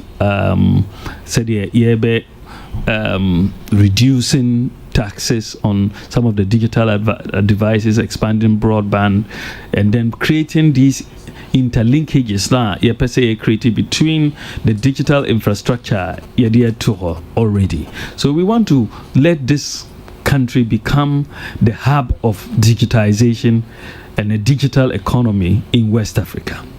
And then we also want to look at building the private sector to support accelerated growth. A lot of what we want to do, we want to do it in partnership. Private sector no kabum na etimi jumanu bebre, and we have a number of policies that we want to do. One is the human capital side, education. Kwame, yes, sir. Unim say ye manum 1.2 million what senior high school. Omu wiea mu bebre bepe say omu be call university. No great. But we hear say and also ebeha adwen kakra because of the cost of going. So parents are senior high school fees now. Omobaye then no bit with universities dear. So you per se the new policy ba to allow say tertiary institution the opportunity say obetime loan edia kono is there, and then when you finish you pay back. And now see no guarantor no. And no guarantor, because guarantor system no a deprive nipa bebre omuntimi nko because omuntimi nya obi a obeba ba guarantee ama omo because obi ne pension on person odidi agro. But if I say ya ma national ID card obi a obi and national ID card yiso nyame adom ebeye o tin number and also nyame adom ebeye o social security number. So once you have the national ID card no o system no. So oji busia government ma busia for school fees uwie na oye juma ubetime tua kakra. Mr. Vice President Patrick Gina na mimisa question back was particularly yen hwehwemu no yekopie krate bi so senior lecturer University of Ghana Department of Political Science or say Abayama 2-year period according to your manifesto. Say guarantee bit media your budget bosiani the betua. Now your friend Dr. Isaac Owusu Mensa on Wednesday in Amwa and a Kasai or Joy FM. Or say not everyone who completes his or her tertiary education immediately finds a job. Many beneficiaries might not be able to raise enough money to pay for the loan within the given 2-year period. I think, or say, even though he lauded the policy, or Wabasu said a good idea. Misunderstood it. Explaining. So, the policy is that, and in fact, that is exactly what we realize. You see, Yamao loan noa, ubiya national service 1 year. Right? And then after national service no so or grace period of another year before you start paying, and hopefully by then no so you essentially have 2 years after finishing. One, you do national service, the other is a grace period now, and then you start paying. Right, and you pay over a period of time. So the 2 years they are thinking about, say you pay it within 2 years. No, that's not the case at all. Say within 2 years of finishing, you are still trying to put yourself together. So maybe we didn't explain it as well, or they didn't read the manifesto itself. But I think that with that explanation, then their concerns will be addressed. Into first year near national service. Second year, it's a grace period, right? So you have 2 years before you start paying. We hope that between national service and that 1 year grace period, and then well, that is the other issue that we're going to have to deal with. But hopefully, we will all get jobs. We should plan on the positive. Say, my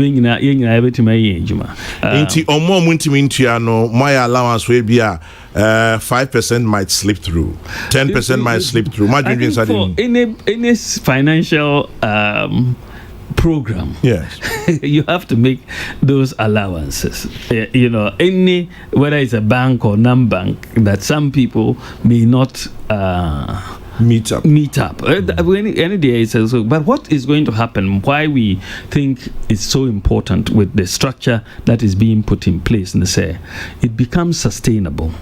Because it becomes almost like after a few years, maybe 5 years or so, it becomes a revolving fund. Because those who are now paying back, then we will be using that to give new loans to people coming on board. But the guarantor system not making sure say at least nipa na ntua mobitime so bi mu. Yes, but it was also denying a lot of people education.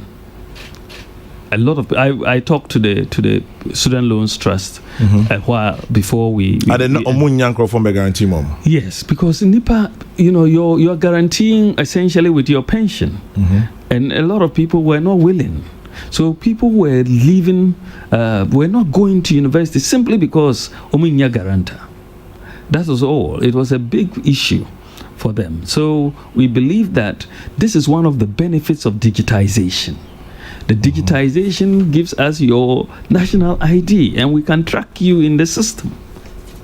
One way or the other, you will account for it. You pay, but because you can't, your NHIS, your SNAIT, your everything will be linked to your digital ID, and that alone is sufficient for us in terms of replacing the guarantor. Well, I hope we will answer those questions. Now, how about the issue of rent? I don't know in Chechemu to say. Yes, rent no so a high dream pa because nipa pi omuwie school no omu hwehwe juma omunya juma no pe omu pe accommodation. Yeah, omu pe baby ada. Na o konya accommodation yi na obi say fa 6 months and 2 years simple advance bra. Now onyen start juma yi. You don't have any savings. Now, you must to 6 months and 2 years advance. It's hard, a high dream. You share best practices from around the world. Yeah. Me share that core rent control board. Say idea as far as the rental issue coso.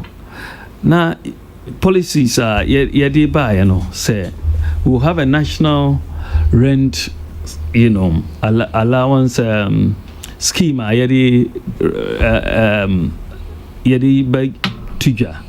So essentially, if you have a formal type of employment, you may deduct your payments for the rent from your salary. Then this rental scheme, we will pay the landlord directly the advance, and then we will deduct the payments on a monthly basis from your salary, so that what you would have normally paid rent because most people can afford the rent for 1 month. Is the 6 months or 2 years advance now a high dream. So what you would have normally paid for 1 month, that would be deducted at source. But Mr. Vice President, say advance, rent advance, technically it's against the law. So 2 years at the end, it's against the law. That's also a good way of enforcing the law. Because we are going to get a database of all the landlords with their digital addresses. You see, so you will now have to work within the law. So essentially, the law says 6 months. This is what I understand. So we will be dealing with landlords on that basis. But you're going to try to, because what is happening, let's say, Kwame. Yes, sir. There's all what we call a market failure. The landlords are worried that this person, if you give him this room or this apartment, they are going to stop paying, and then you have a difficulty of not because of getting them out. So they then try to ask for long advance payments so that they can have some security. Meanwhile, the tenants too don't have the capital. Almost need capital, no. Tenants almost need capital, no. So there's a market failure. So government is coming in, and if government is paying directly to the landlords will feel in a better position. They will feel that, oh, wait here, I don't have to worry because government is committed and I'm receiving my money from government. But Excellency, the mechanics of it will be different, I'm sure. Esan say, Mr. Atia Juma, Ebia Maketia will probably determine the kind of property I'm renting. Precisely. Intino Edruha, say Bia the most decent accommodation Aminyano. You find say a year 500 cedis a month. Yes, right. And now 300 cedis a month. Yeah. Market ye mu ebiane 1,500. Inti some mechanics, no, sir, you drew. How are we going to work that out? Well, I think they will work it out, but I think that it's your income must be able to support your rental payment.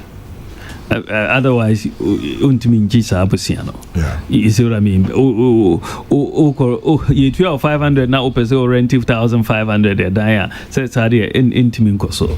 But if you are 12,500 now, 100 and now 200, so we also end up having to cut our coat according to our size. No, but this thing is being done, even in the US. It's being done. It's not new. So the mechanics of it is not a problem. Nyamiadum will put all of that together, but it's very important. There's a big problem with rent advance and getting accommodation. So government is coming in with this scheme to help people get access to soft loans, and we'll work with the private sector on this. Soft loans to be able to rent. So instead of paying 6 months advance, you just pay monthly payments, and that will be very, very important. Vice President of the Republic of Ghana, Mahamudu Bawumia, and Nawaha Anope.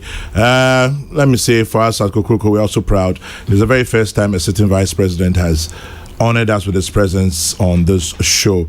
And if first or running mate, say or a vice president, need man as say when you can send bebre, yaka economy, yakanyama bebre, I must say a baby drew NPP manifesto, I copy Cape Coast. Now, many be free mobile, this issue about rent and the mechanics, student loans, and the issue of no guarantee. Most of my free Wi-Fi. How feasible is that? Oh, it's very feasible. The it has begun. The contract has been awarded. The process has begun. So where? Ministry of Education. So for senior secondary schools, there are two processes actually going on. Kwame, unim say ECG, omo fiber across the country. Yeah. I didn't know for the electricity wiring this almost everywhere omo meter no omo fiber nam from asasiasi. So in the context of what we were investigating for free Wi-Fi, we found out this, and so the Ministry of Education has engaged a contractor for the free Wi-Fi for the secondary schools. And that program is all secondary schools. All secondary schools. All. Do we have the capacity? Yes, we do. Oh yes, Nyamiadum. It's just Wi-Fi. Veep, are we just dreaming big for the purposes of dreaming big, thinking big for?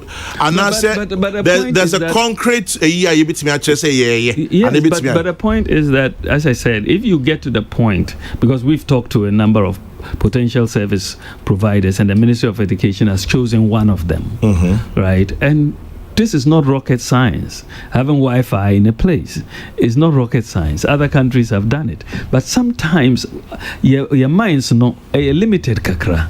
We always think that some things are impossible. You know, that's how, but these things other countries have done it. We can do it. It's not, if you can have electricity in your home, we can also have Wi-Fi in schools. There's no problem. So, I know, and then the ECG is working on about 13 tertiary institutions that to bring in the free Wi-Fi. So the ECG is working on that side.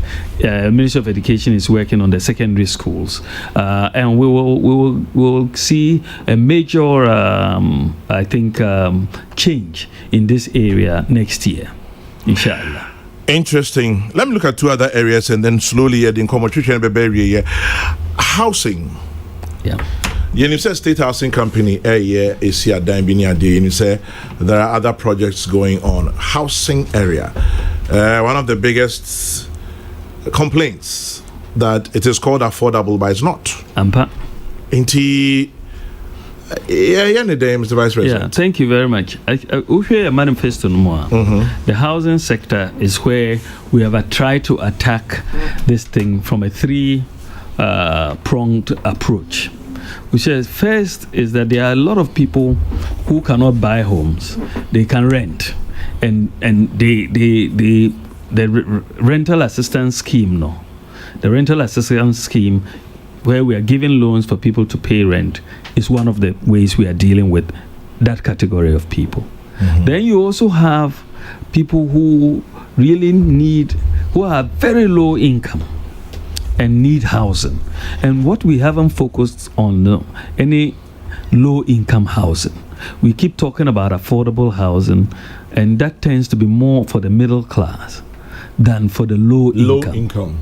And so what we are doing in this manifesto is shifting the emphasis towards the low income. So a lot of land banks have been procured, and we want to build a lot more low income housing, working with the Building Roads and Research Institute, BRRI.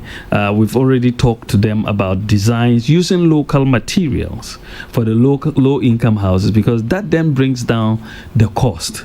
And these low income houses can also be rented to the low income people. Like, these are housing estates, right? As you have in other countries for low income people, and so you can rent or have rent to own schemes and so on. So that's the second leg of our housing policy. Then the third leg is really to get the mortgage market working for the more of the middle class who can afford it. And so what we are doing there, we're going to ask the State Housing Corporation, for example, working with the private sector, to get a lot more active in that area. So far, they've done very well, State Housing, without any borrowing. They've done a lot of projects, and a bit more capital could see them delivering it. So we have three-pronged approach: the rental assistance scheme, the low-income housing, and the mortgage affordable housing for the middle income. And we're sure this will solve the problem? We think that we will definitely on the way to solving the problem. Housing is a challenge. 1.7 million or so deficit that we are dealing with, but we have to start somewhere. But for the longest time, we know government has really recently anyway focused on low income housing, and we need to move into that area. Interesting. Creative arts. More manifesto creative arts. Yeah. Well, creative arts is a major. More promise so No, I think that creative arts is a very, very key. I think that if you look at the manifesto, we are saying that creative arts a major pillar because there's so much talent our creative arts more. So the support it will help us a lot. A lot of the talent is there, but having access, say, to recording studios, for example, to go and record and their music and all of other things, is a problem. It's a real problem. And so what we said is that we will work with the private sector to put in recording studios in the major places like Tamale, Kumasi, Takoradi, and Accra, where they can rent. They don't have to put up their own. They can just go and rent the space and do the music and all of that. We've also set up the Creative Arts Bill has gone through Cabinet, and it will definitely go to Parliament when Parliament comes back in October, and we hope we can see if we can pass it. I don't know, I hope so. But the Creative Arts Bill is going to create a Creative Arts Fund, right? And that will also help the creative arts. Recently, when the mid-year budget review was done, you saw that the creative arts was given, I think, close to 50 million Ghana cedis to help cushion them from the impact of COVID. So I think that we need to do this and also continue and also build theaters. Like we have said, we want to build a theater in Kumasi, we want to build a theater in Tamale, we want to build a theater Takoradi and so on. When will it start? Because we want to build it here. Yeah. Respectfully, the manifesto, no, I don't know. The manifesto is your intention to build. So we are declaring that intent, but we are saying specifically, say, creative arts, no, we want to give it a focus. We want to consider it as a major growth pole in this economy. You can create a lot of jobs in creative arts, and we should invest in creative arts. And that is what we are saying in the manifesto. Into creative arts for Amomame pressure no Mpamucho set Mwati. Airport. I believe it is one of the biggest takeaways from manifesto launch. Does Cape Coast need an airport? Argentina airport, airstrip, aerodrome, why? Yeah. But I think that the issue, I think it speaks. So the manifesto no koi no. It means that there's nothing else to talk about. If you have to go and pick up that as an issue after this major piece of work across. Well, you're the party in power, so what do you expect? No, but I know, but I'm just saying that manifesto, usually you expect the policies that you've put inside to really be interrogated by your opponents and other people alike. But the issue that has come up more is I would have thought that education and other things is an airport in Cape Coast, and that is also good because it allows us to explain. Kwame, yes, sir. So that airport in Cape Coast no idea in my in our opinion. I think it will be a good thing for Cape Coast. Why do I say so? Unim say historically Cape Coast used to even be the capital of Ghana. That's true. Gold Coast, yeah, it used to be the capital. Cape Coast today, if you are talking about the history of slavery in the world, anywhere in the world, is you talk about or study the history of slavery, you will study Cape Coast. That you cannot tell the story about the history of slavery without talking about Cape Coast, of all the forts and castles in Cape Coast. So in terms of this, the slavery issue is very big. You talk today, for that matter, about tourism in this country. Tourism in this country. And Cape Coast is the tourism capital of Ghana. There's no other place that attracts as many tourists as Cape Coast. You talk about education. And today, if you look at education in Ghana, Cape Coast is the education capital of Ghana. So the amount of traffic in terms of people that goes to Cape Coast is quite significant. It's quite significant. And so if you are looking at trying to put in place infrastructure, say the infrastructure ebe boosting the economy of Cape Coast, you have to look at it long term. And the tourism industry is one that really is important. Tourists like convenience. So I can fly into a place. Kwame. Yes, sir. I can fly into a place. I don't have to come in and be on a 3-hour journey on a bus to get to the place. So that the airport will provide a lot of convenience for tourists who are coming in. It will help a lot, and it will also boost other industries in around Cape Coast as you have it. So I think that the whole idea of boosting the place, you look at Accra, Kumasi, the Cape Coast, Takoradi area, that triangle, that triangle that we're talking about, that area has probably 60% of the population of Ghana. Ebiaka said, why don't you fix the road? Oh, it has to be part of it. Why don't you dualize the road? Why don't you get interchanges, for example? That is going to be done. That I'm sure will be done. You need not only the roads, but you also need rail. If you the way that we're thinking about the whole thing, you need major infrastructure, transportation. Just a train quine. The road is there and the airports are there. But Ibi Pache said the road is more important now, and known as he say a priority. Kwame, yes, sir. There's no reason why we are doing all sorts of roads. There's no reason why you can't work on the two at the same time. There really is no reason, because the road, I mean, as I say, is got to be part of the plan, because you don't want to have an airport which then difficult to get to and all of that. So the road and the rail, you have to think long term.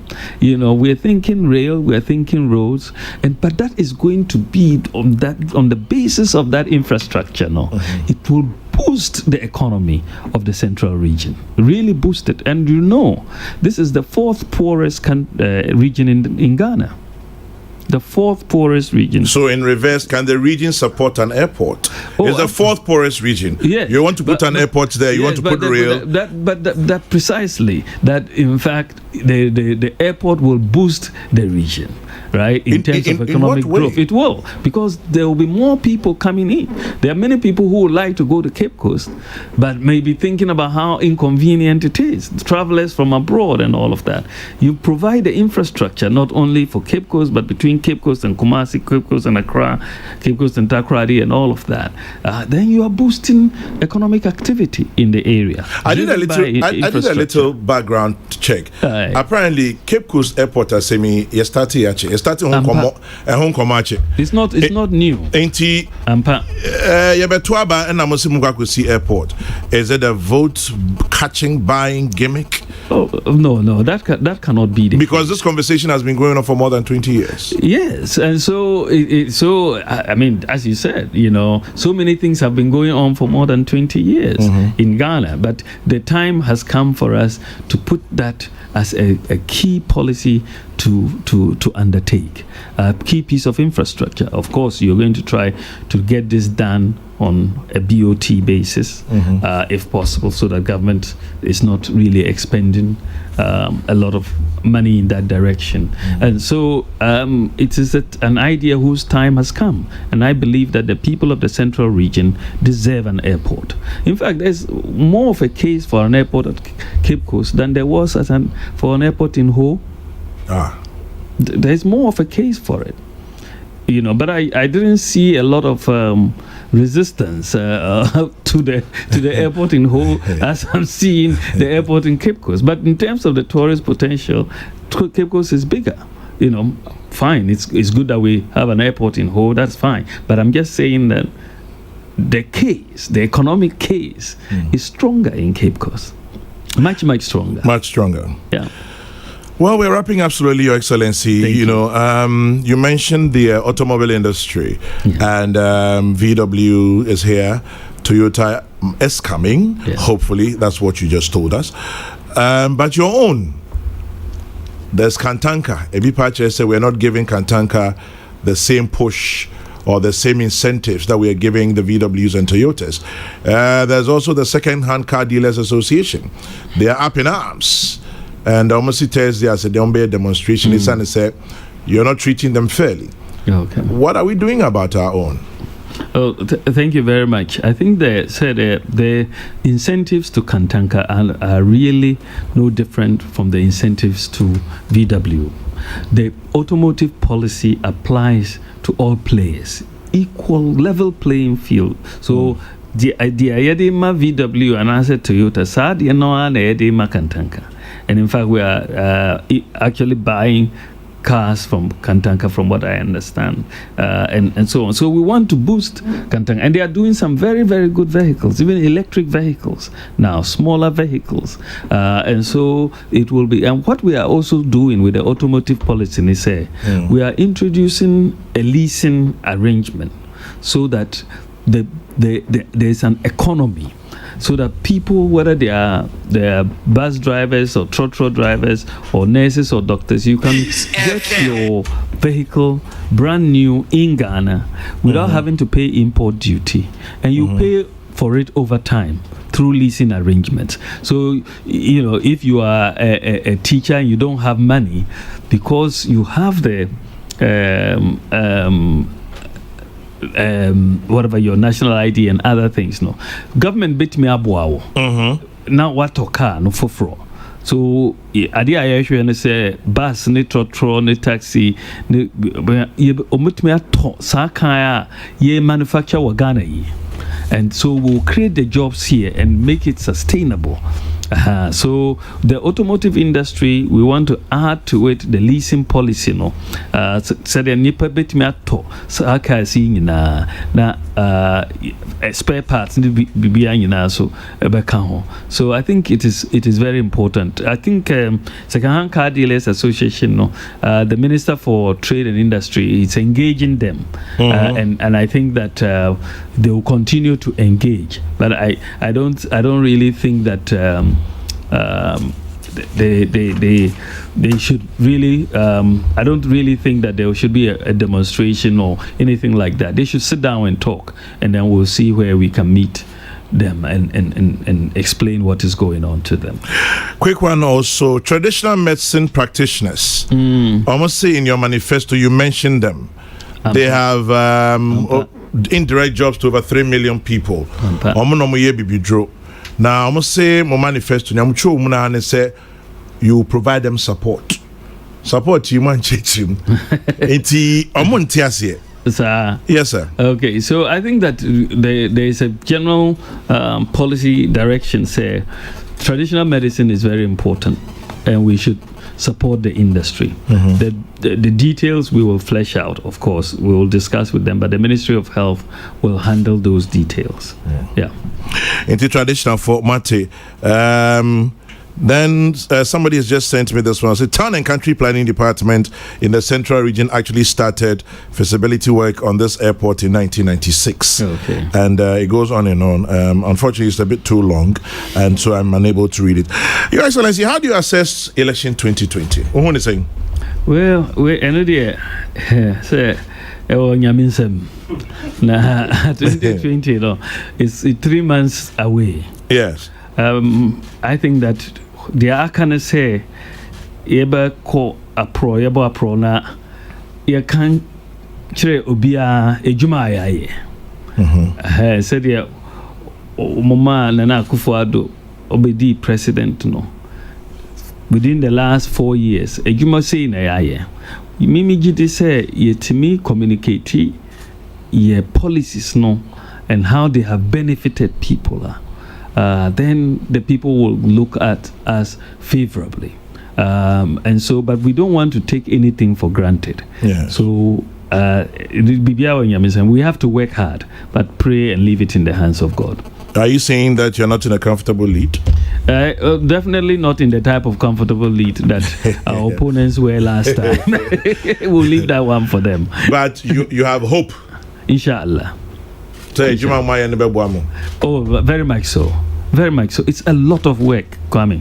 The work is massive. It speaks for itself. You go to every district, Kwame. There's no district in this country that hasn't been touched by the work that Nana Akufo-Addo has done. Every district. What are some of your biggest challenges as Vice President? As Vice President, I think that I have a boss who really wants things to be done in a hurry. He's almost a workaholic. He's working at his age. I mean, he's stronger than us, the younger men. He is demanding. And is so of course it's something that we all have to work to. So you cannot relax. You have to keep going at it. Government is also very, very large, and you have to coordinate a whole lot of agencies to get certain things done. It can be a challenge, but it also helps us all know what is going on. So I think that the whole issue of wanting to deliver quickly, but sometimes government doesn't move as quickly as you do. Sometimes I realize in government that if you want something in 6 months' time, you should say you want it in 3 months' time. So that way you can drive people. But I hear you also drive your people. You're not very different from your boss that you're complaining about. Well, he drives me, and I also have to drive somebody else. Yes. But I have a good team. I'm very proud of my team. Mm-hmm. They're excellent. Yeah. Would you like to succeed your boss one day? Oh, the Ewanyaminsem.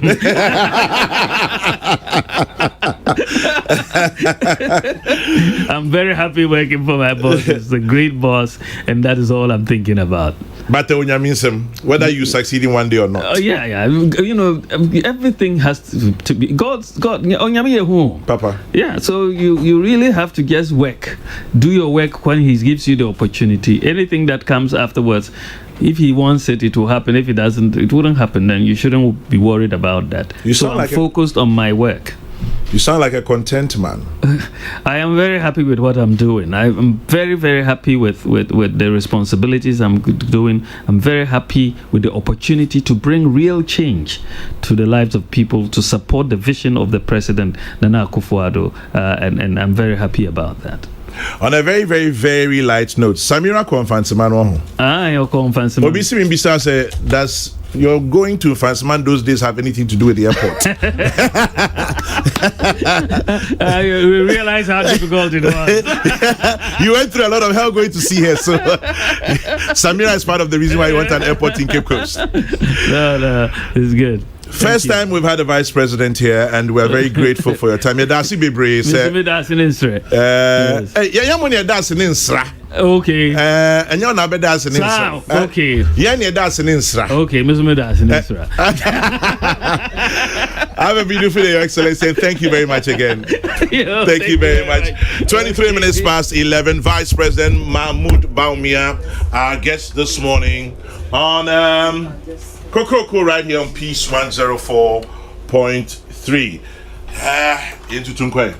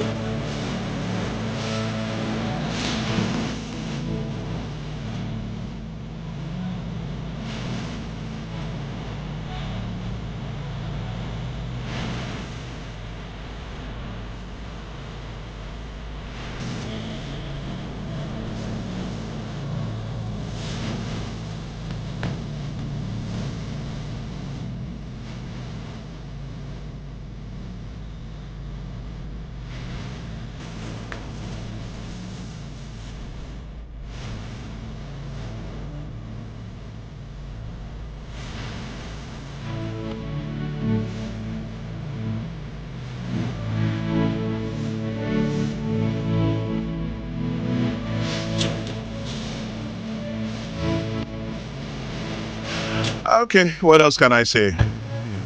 Yeah, I'm a sick. Yami Adam na dear Chichina no Paya Besaba. Medin the Kwame Sefakai. Remember to keep your dreams and hopes alive is all you've got. God bless. Good morning.